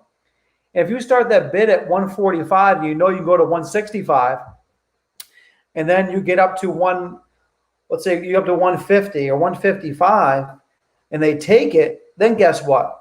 You just turned your $10,000 assignment into a $25,000 assignment, all because you started below your maximum offer. So always start 20% below your maximum offer. Okay?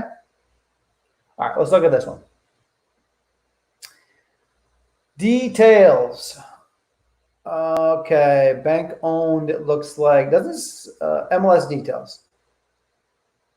This doesn't say it's on the MLS, so maybe it's not.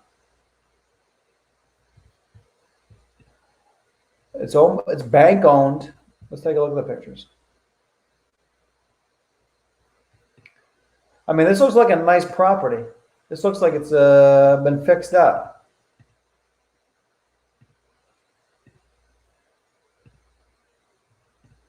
I mean, someone, it looks clean, like it's outdated, like the original cabinets, but someone painted them. Like it looks like someone fixed this property up.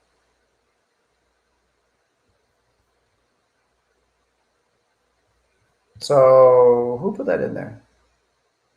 I don't have a name, but I don't know, it looks renovated to me. But let's take a look at some comps.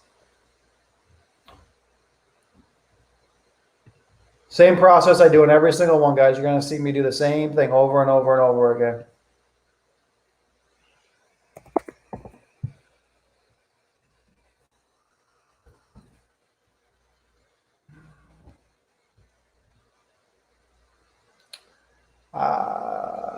Texas is non-disclosure, so that does make it a little bit harder.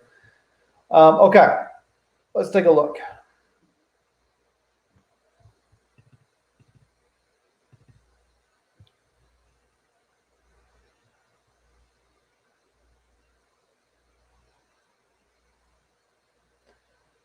Oh, actually, yeah, 3-3. Looks like it was on the MLS. I don't know. Anyways.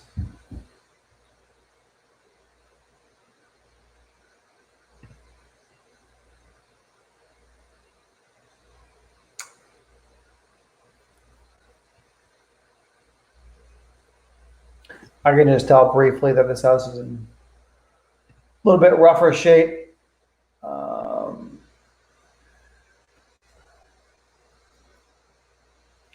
This one here looks decent.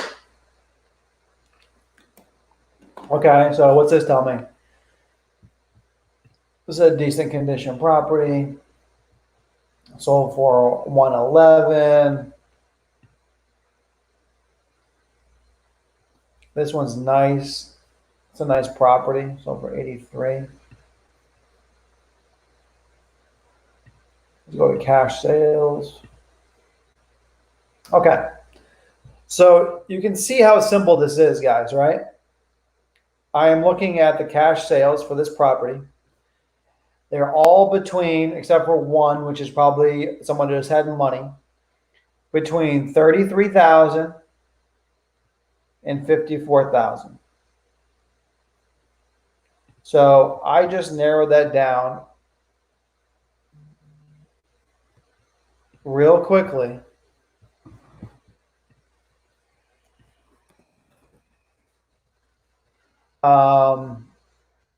What's going on here, right? So this one I just looked at 33 now. So this one's probably a little bit rougher condition. 45. So all I'm doing, guys, is I'm looking for similar properties that sold for cash or what investors are paying for them. This one's rougher. I'd probably be around like 30 grand on this thing. I might be able to get 40s in the 40s for it. Non-disclosure means so if you guys want to look that up, certain states are non-disclosure states. Texas is one of them. So non-disclosure means that they don't have to disclose what houses sell for, right? Most states is public record. Okay, that's it's just public record. But I think if you just want to Google search, I mean, I can even do it for you, but just Google search non-disclosure state. And I think there's a handful of them. Maybe 5 or 10 states are non-disclosure, meaning they don't have to say what houses sell for. So it makes them a little bit harder to come up with these numbers. But not impossible, that's for sure. Okay. Do you guys understand this? Are you guys getting this? Is this helpful? Hopefully this is helpful for you guys. Hopefully you guys take this information. You guys can start rocking this. So what do you think? What do you think so far? Ask me some more questions. We've been on here 2 hours now. Show some love, guys. Share this thing for me. Who else is doing 2-hour lives with you guys, training every week for free?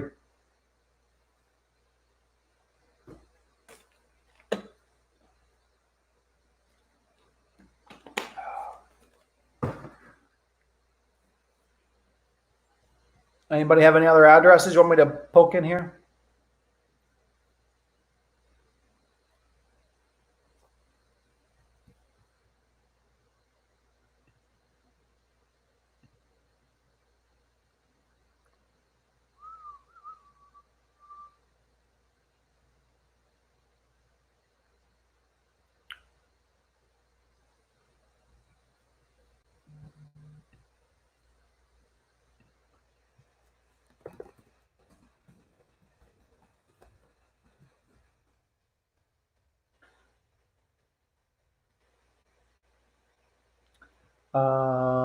Okay.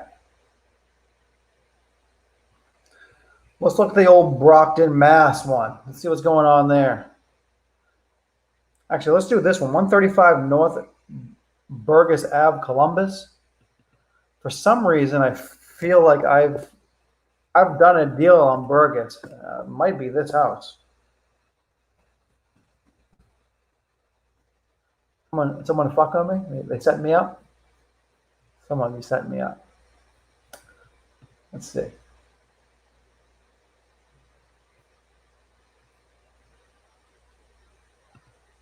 I don't know if I have done this deal or not, but I've done a deal on Burgess before. I'm almost positive that I have.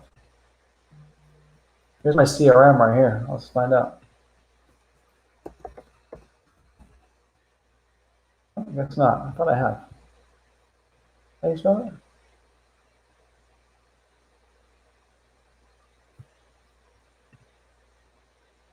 Oh. Okay. Anyways, same process, right? Let's do it. So it's 1,250 square feet. 300 or 400 square feet more. It gets you pretty close, 1,500, right? I'm just gonna open it up a little bit more, just to have a couple more results for us. Let's go here. All right, I think you guys get the situation now of how we're doing this. Residential, single family, boom. And here's all my sales. Quite a few of them. Over 100.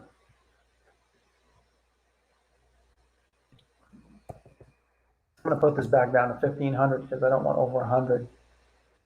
And there's a lot of homes sold in this area.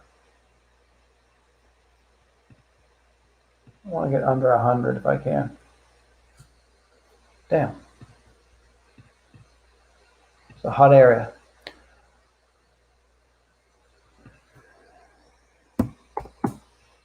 You don't have to get under 100, guys. I just trying to get it as narrow as I can. Okay. So a lot of property sell in this area, obviously, right? So first thing, let's just take a look. Estimated value, 84,000. They owe 43,000, so that's good. Last sold, I think 1990 by what it's saying here. They got $40,000 in equity. The monthly rent average about $1,100. That's what you can get for this property. It's pretty good. Okay, so let's take a look. Zoom back in here. Okay. So let's just take a look at what's selling in the neighborhood. Obviously, start as close to the property as possible.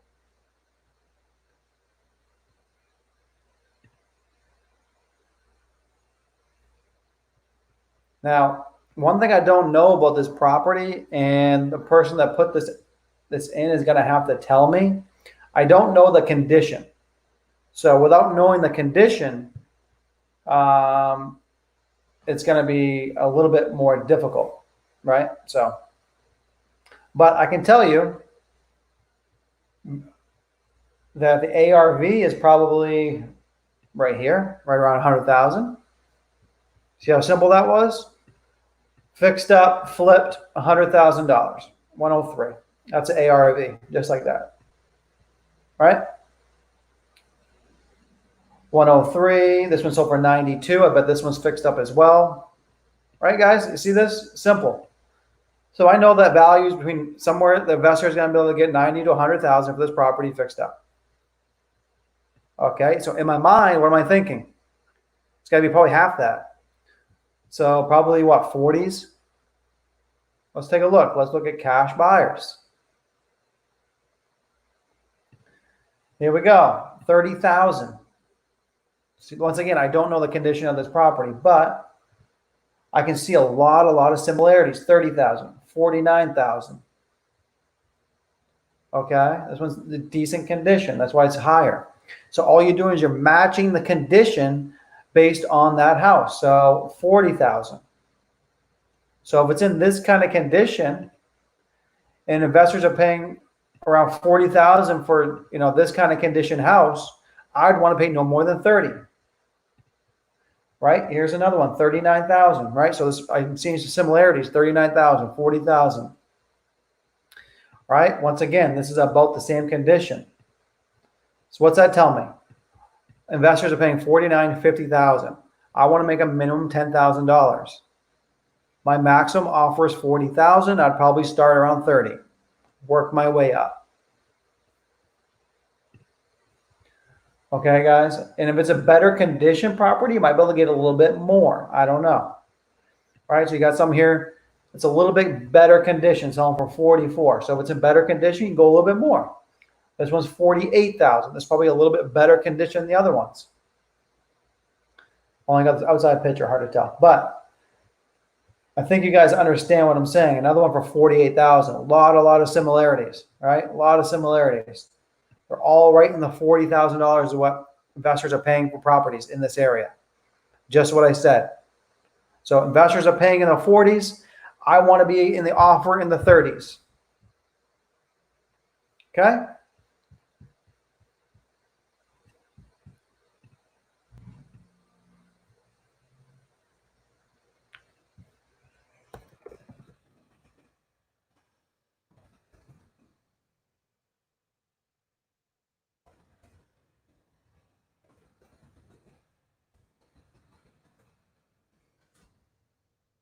Okay?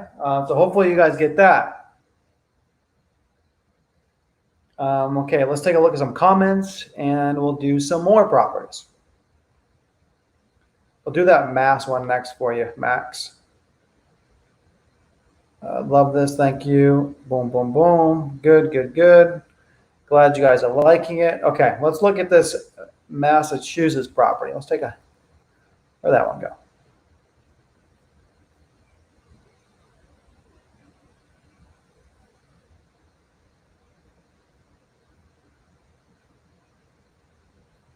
All right, here it is. All right. 47 Kingman Street, Brockton. All right, this is going to be an expensive area, I believe. Okay. This area might be a little bit harder because I don't think there's going to be as many sales. Let's take a look. Okay, estimated value, 310,000. Like I thought, a little bit higher end area. I know this area pretty well. I grew up in Maine. I don't know if anyone in here from Maine, but Boston is close. Let's take a look at some pictures. Condition wise, okay, so this is just decent condition, rental grade. It looks fine. I can go through these pictures quickly. I can tell, it's just a rental grade property. They're renting it out. It's clean, outdated. It is what it is. Okay. All right. MLS details. All right. This house is on the market. Once again, try not to target on market properties, guys. Okay. Let's see what the property says. Great opportunity to own this two-family. Brockton, next to the Brockton Library. Property needs TLC. Blah, blah, blah. Okay. So let's go to comparables. Let's see what we can pay for this sucker to wholesale it. I want to hit both here. I want to go back.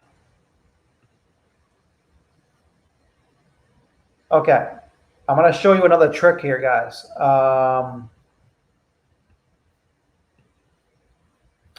Because if you can see here, this here is a duplex. See this up top? It's a duplex. So I'm going to go property type. I'm going to go multifamily 2 to 4.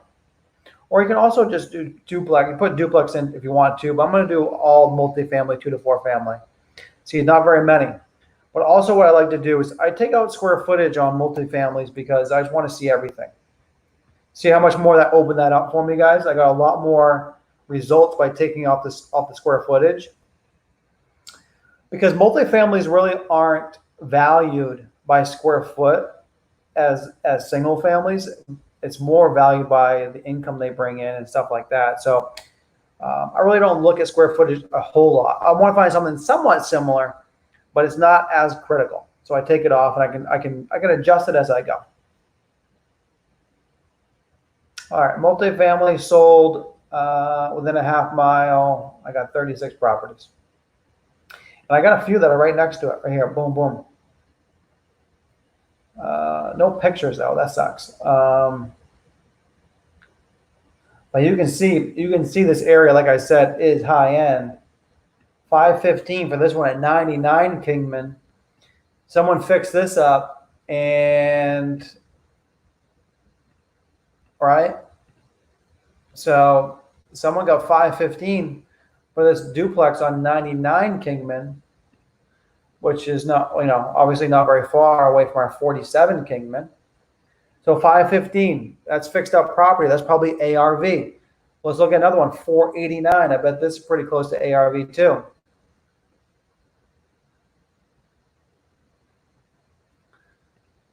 Nice property. Nice property. 489. So right now, what's this telling me? ARV around 500,000, probably between 490 and 515. Let's keep on looking. Look at this one, 601. It sold for big money. 505, but you can see a lot of similarities. All this $500,000 range is what these things are selling for all day long. Right? I mean, it's 490, right? Do you guys understand what you're seeing here? You see how many similarities there are? All you got to do is look at the numbers. Just look at the numbers. Look at the similarities. This one's fixed up. So I can tell right now that the ARV on this property is somewhere in the range of 500,000. Maybe a little bit more, maybe a little bit less. All depends on how the person that buys it and how they do the rehab. That's it. Right? I don't need to get it exact. That's not my job.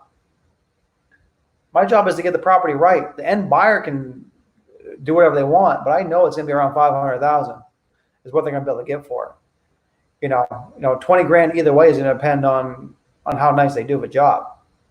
Okay, so 500,000 ARV. Let's look at some cash sales now. Not many. Not many. I got one at 319 and I got one at 220. Let's look at this one. Not many. Let's go about a mile.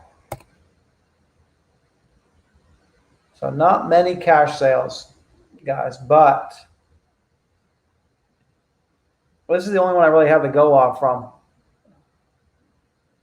Is this one that sold for 240, 220. So, but what am I seeing here? Right? If I go back to 0.5 miles, I mean, what am I seeing?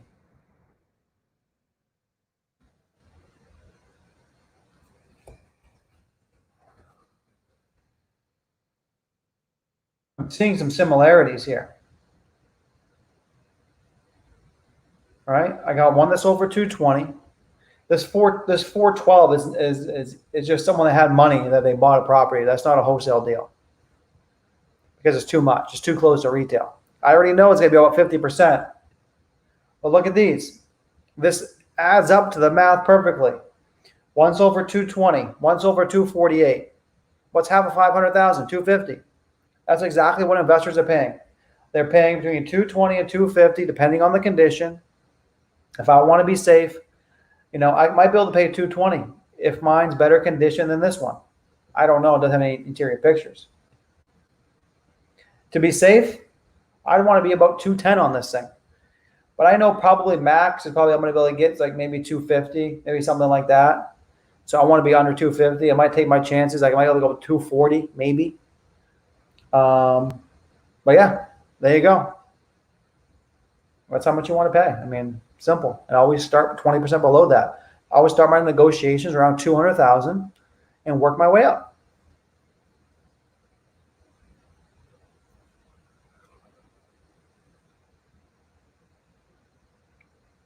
Why don't I select bedrooms and bathrooms? Well, I select bedrooms when I'm doing single family houses.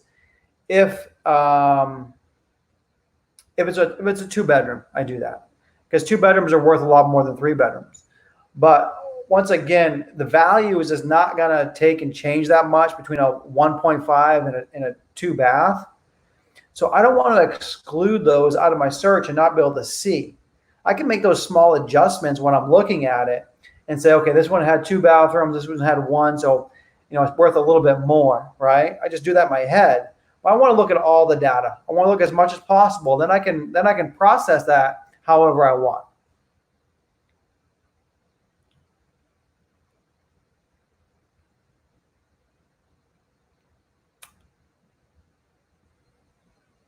I mean, you can do this in Redfin, but guys, you're not going to get this kind of criteria to be able to narrow it down like this. You just can't do it.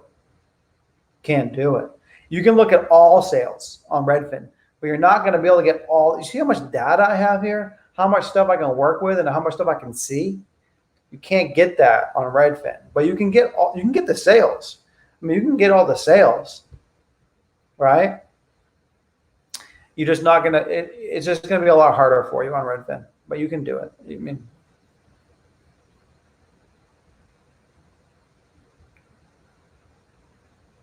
okay, let's look at some more here.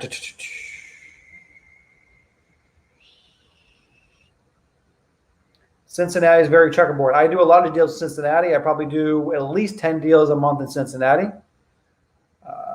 Yeah, so let's just look at this map here, guys. Let's do it this way. Let me help you out on this question because I think it is an important question. Can you guys see this? So if you're like in an area, obviously this is a multifamily, and there's a lot of stuff going on, right? But let's just say, for instance, that this is my subject property right here. You see the major roads? That usually defines neighborhoods, guys. So if I want to look at like closest comps to this property, it'd be these ones right here. Anytime you cross major roads or you cross anything like that, it's going to might change the neighborhood. But the beautiful thing is you can see on here, you can see these, right? So I already know that this little subdivision, that's one neighborhood. So if I was looking in there, I would try to find comps in there, right? You can see all the different lot lines. You can see the parcels. So, yeah, sometimes subdivisions do change, but, try to stay within major intersections, and that's usually inside a neighborhood.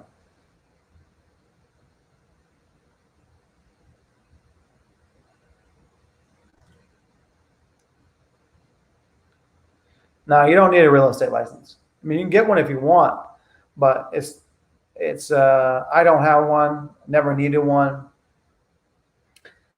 The only reason why you'd want to get a real estate license is to get MLS access. But if you have this program, you don't need MLS access because this is the MLS, right, guys? I'm showing you houses that are on the MLS. So it's not necessary. Not necessary.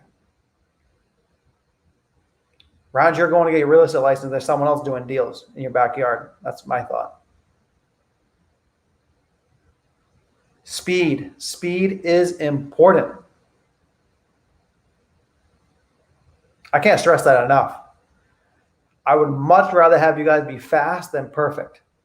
I want you guys cranking out deals. I want you guys going through and going as fast as you possibly can. I'm not saying be sloppy, okay? But be fast. Be fast on everything that you do. Speed is one of the core values in my company. You got to be fast. Speed's important. That's all I got to say. Because someone that's working twice as fast as you can make mistakes and do more deals and make more money than someone that's trying to get everything perfect and going slow. Because half the time if you're going slow, you're not getting off your ass and you're not getting anything done. Fail forward if you need to. How do you price land? Okay, same way. Let's go out of a different here. Let's go a different area. Let's just say that, for instance, this is all land right here, right? All I would do is I would see what land is selling for. Same way you do houses, but you don't have to look at condition. Land is land. So you find what land is selling for and make sure you just buy it less than what land is selling for in the area. Super simple. So if house lots in your area are going for 100,000 on average, what's that tell you? You need to be at 90,000 to be able to sell it at 100. Okay? All this is relative, guys. It's all very relative. Sometimes I notice on cash sales it doesn't show the price. Is there a way to get the cash price if it doesn't show on PropStream? Yeah, sometimes it doesn't, but it's very rare, guys. It's very rare that it happens. It's more apt to happen in a non-disclosure state. And if it doesn't, you can sometimes, if you can check the public records right on here. So if I want to go into any of these properties, let's go to this 53 Kingman. I can go right here, mortgage history. I can see that this, the tax information. This is what I want. That's what I want. Not transaction history. That's what I want right here. So transaction history, I can tell right here what it last sold for. Right here, or you can go to the public records of the county database, or you can try Zillow. I mean, you can try other programs, but most likely, if it's not in PropStream, that it doesn't work. And what I mean by that is the county doesn't have the records because PropStream gets all of its data right from the counties. So maybe you just can't get it. It's just skip over it.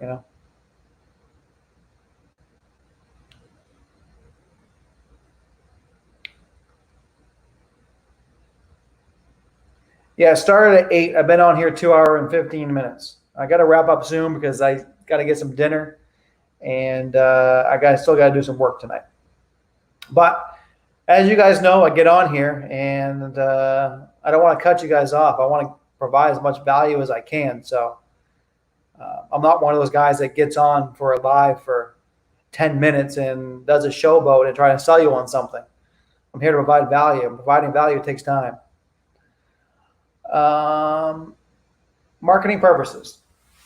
I'm guessing yes with the answer. Should you set up a website first? Cards and sign with it. I'm trying to comprehend this question here. Now, so if you're just starting off, you don't need a website. I'm going to put it that way to you. It's a waste of money. Do what I showed you earlier. Pull these motivated seller lists and call them or text them. I mean, the only thing you need a website, your website is not going to rank when you're first starting. No one's going to find you organically. So it's not going to do anything for you. Only thing a website is for is to establish credibility. That's it. When you talk to someone, you can push them to your website just to prove that you're an established business and you are who you say you are and all that kind of stuff. Other than that, unless you're pumping a lot of money into your website to make it rank and paying PPC and stuff like that, it's not worth it. And no one's going to find you on Instagram and say, buy my house. That's just not the way it works. It's a wrong clientele. We're buying distressed properties from, older people that have owned their house for a while, not people on Instagram. So use your time wisely. Target the people that need to sell based on their motivation by how I showed you to do it, and block out all the other noise and all the other get rich quick shit people are talking about. Just do what works and then reinvest your money into your business and build out your website and all the other stuff if you want to.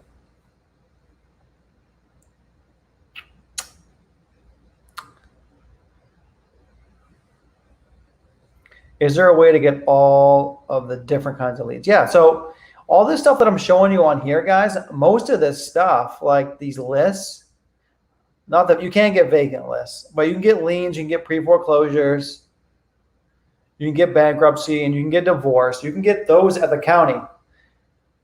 And that's how I used to do it before I used PropStream. But I'm going to tell you, it's a pain in the ass, okay? These counties do not make it easy to do this. And what I was doing, as soon as I figured out how to do it, which takes some time, then I hired VAs to pull it all for me. But guess what? You're going to hire a VA to pull these lists, 10,000 records a month for under $97. It's not possible. So what I'm saying is I don't use VAs to pull lists from the county anymore because it costs me a lot more money than getting it right off here. And I'm eliminating the human error, right? There's human error when you do that of your VA taking down the wrong information or just mistyping one number or one letter, fucks it all up. So you can do it, but just be warned.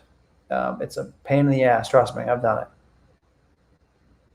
But if you're a low budget, right, starting off, right, I'd much rather you go do that and pull the list than anything else, right? I mean, if that's all you can do, by all means, do it. That's what I did when I started, right? Do it. But I'm saying now with the technology, there's easier ways. Okay.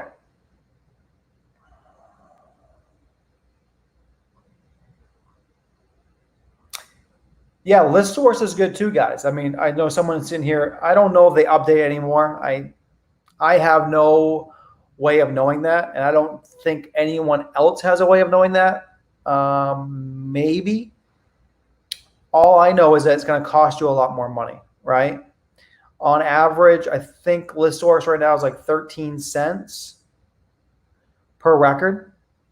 So to download 10,000 records a month will be what, $1,300 opposed to $97. So it might be better, but I have no proof of that. That was something I would recommend that you test. But list source is another good source for getting data, and that's who I used before I went to PropStream. So try it out if you want to try that. How do you limit your assignment fees so you don't lowball people? I mean, I'm not limiting my assignment fee. I want to make as much money as possible. I mean, it all comes down to the conversation. Keep in mind too, guys, I didn't mention this, but I'm not lowballing people. You never, ever, ever, ever want to throw out the first offer. In my office, we don't give out offers. There's no way anyone's giving out an offer in my office. What happens is you have to have a conversation, and you got to get a price out of them of how much they'd be willing to take for the property. And if they want above retail, there's no sense throwing out a wholesale offer. These people are not going to sell for retail. I'm not going to sell for wholesale. So gauge the motivation and get a price out of them, and then have a conversation. And then after you get an idea where they're at, then show them, educate them. Like I just showed you, right? So you can go through these comps with them. What I just showed you, right? Right, guys, I can go through these comps with them of these houses that sold for cash. What were they? Like this 230,000 one. Well, what I would do is have a conversation with them. Yeah, I'm looking at so okay, good. Yeah, thank you for the information. I'm looking here around the area, what's selling, and are you familiar with Lawn Street? They're gonna say, yeah, it's like one street away. Okay. I see a very similar property to yours. It's a duplex, looks like kind of the same condition. You know, that one just sold for 230,000. Is that kind of where you want to be? Right? Educate them on what's going on around them. Educate them on what other cash buyers are selling for. And that's how you ease into the conversation. Hope that helps, right? Throw out some ranges and educate the sellers. A lot of sellers don't know what their house is worth. So educate them on what other houses are selling for cash, right? Because you're offering a cash offer. And you know that cash offer that other houses around here, what they're selling for, is pretty similar to what you can pay, right? That's the beauty of it. So if you show them that and you show them there's other houses that are selling for cash, a similar condition, right? You're not lying to them. You're educating them.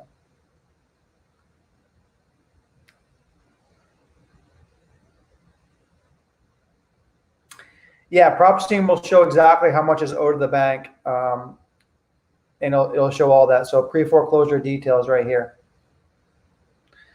I can actually, this one doesn't have it for some reason, but usually right here, you can download the actual document. I'm not sure why that one doesn't have it. Okay, you can download the actual pre-foreclosure docs if you want.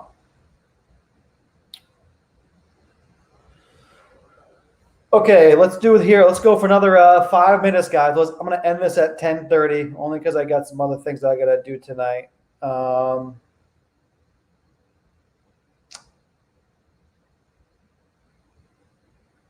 you do how to create a Facebook page for marketing? No, I really can't, unfortunately. I'm not an expert at Facebook marketing. And if you're not an expert at Facebook marketing, I recommend that you don't do it. When I do Facebook marketing, I hire someone to do it for me. I mean, I'm not going to, if I don't know what I'm doing, I'm just going to screw it up. I'd much rather hire someone that knows what they're doing.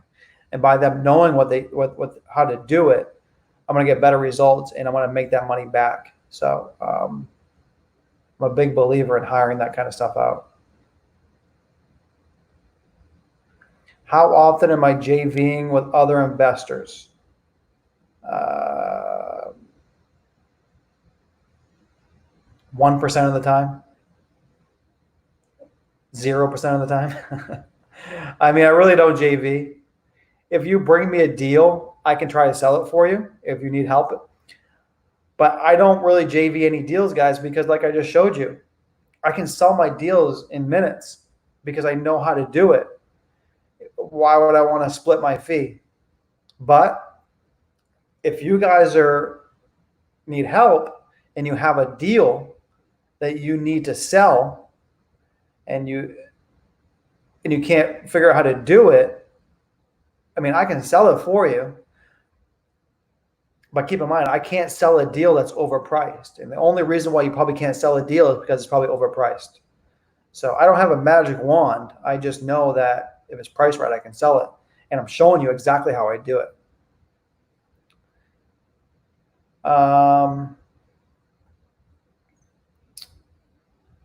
Okay.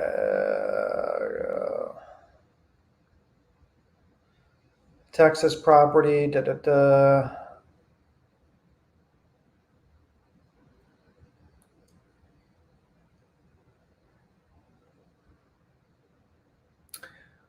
What can I do when a seller asks for proof of funds before signing? So most likely if a seller asks for proof of funds, that means that they don't trust you. Okay? So that essentially means that they don't believe that you can actually do the deal. So that's a learning experience for you that you need to really, really work on, building more rapport and coming off credible, like they can trust you and they feel confident that you can do the deal.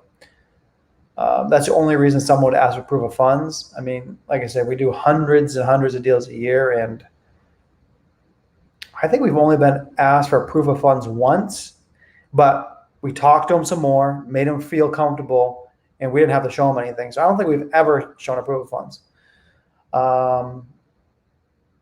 One thing you can do if you have a good relationship with your title company is have them call your title company and they can vouch for you. That's what I would recommend. Or get a proof of funds from your end buyer if you have someone locked in as a buyer.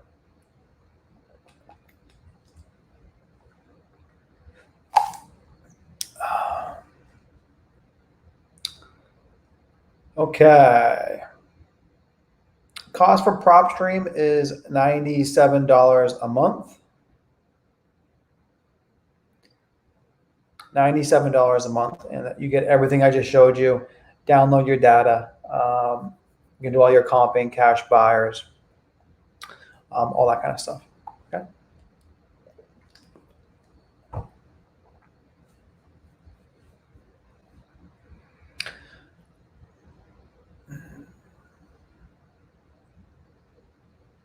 All right. Can you email yourself a list of comps sold active? Yeah. I mean, you can pull whatever data you want, right? I can pull, like what I do is I pull a lot of cash buyer lists, right, guys? Same thing. Like I showed you, I'm pulling all the people that have bought a house for cash. I'm downloading that entire list and contacting those people. So you can pull anything you want and download it. It just goes against your 10,000.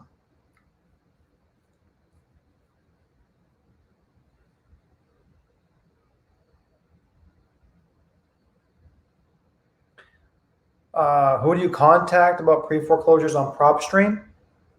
Since there's no realtor, you contact the owner. Contact the owner. That's who you want to be talking to at all times, is the owner of the property, right? They're the ones that can make a decision about the property. A realtor can't make a decision on the property. What are they going to do? The realtor is going to call the owner and say, I got someone that wants to buy it. So why pay a realtor to have a conversation for you and pay them a commission? Talk to the owner. I mean, all you got to do is look up who the owner is, right? So this house right here, pre-foreclosure. I know right here, Anthony, he's the owner, right? He lives in this property. So what would I do? I put his name into batchskiptracing.com. I get his phone number and I'll call him up. Hey, I'm looking to buy a house in the area. I noticed your property over on Kingsman. Would you be open to get an offer on that? That's it. Done. Okay. All right. Hopefully that helps, guys. 10:30, been on here 2.5 hours. I'm hoping you guys got a lot of value tonight. Show me some love. Please share this video. Let's get this information out there. Let's help everybody. I'd really appreciate it.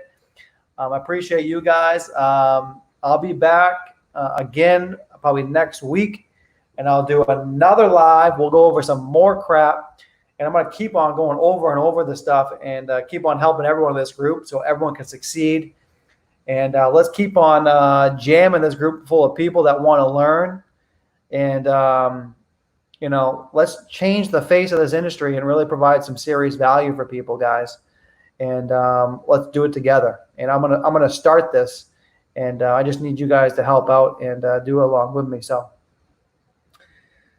let's do it. I'm going back to work now, guys. So hopefully you guys enjoyed, and I'll be talking to you next week. Make sure you post in the group. If you have any questions along the week, I'm here to help. So post in the group, and I'm always available. But if not, I'll see you on the live again next week. Talk to you soon, guys. Thanks.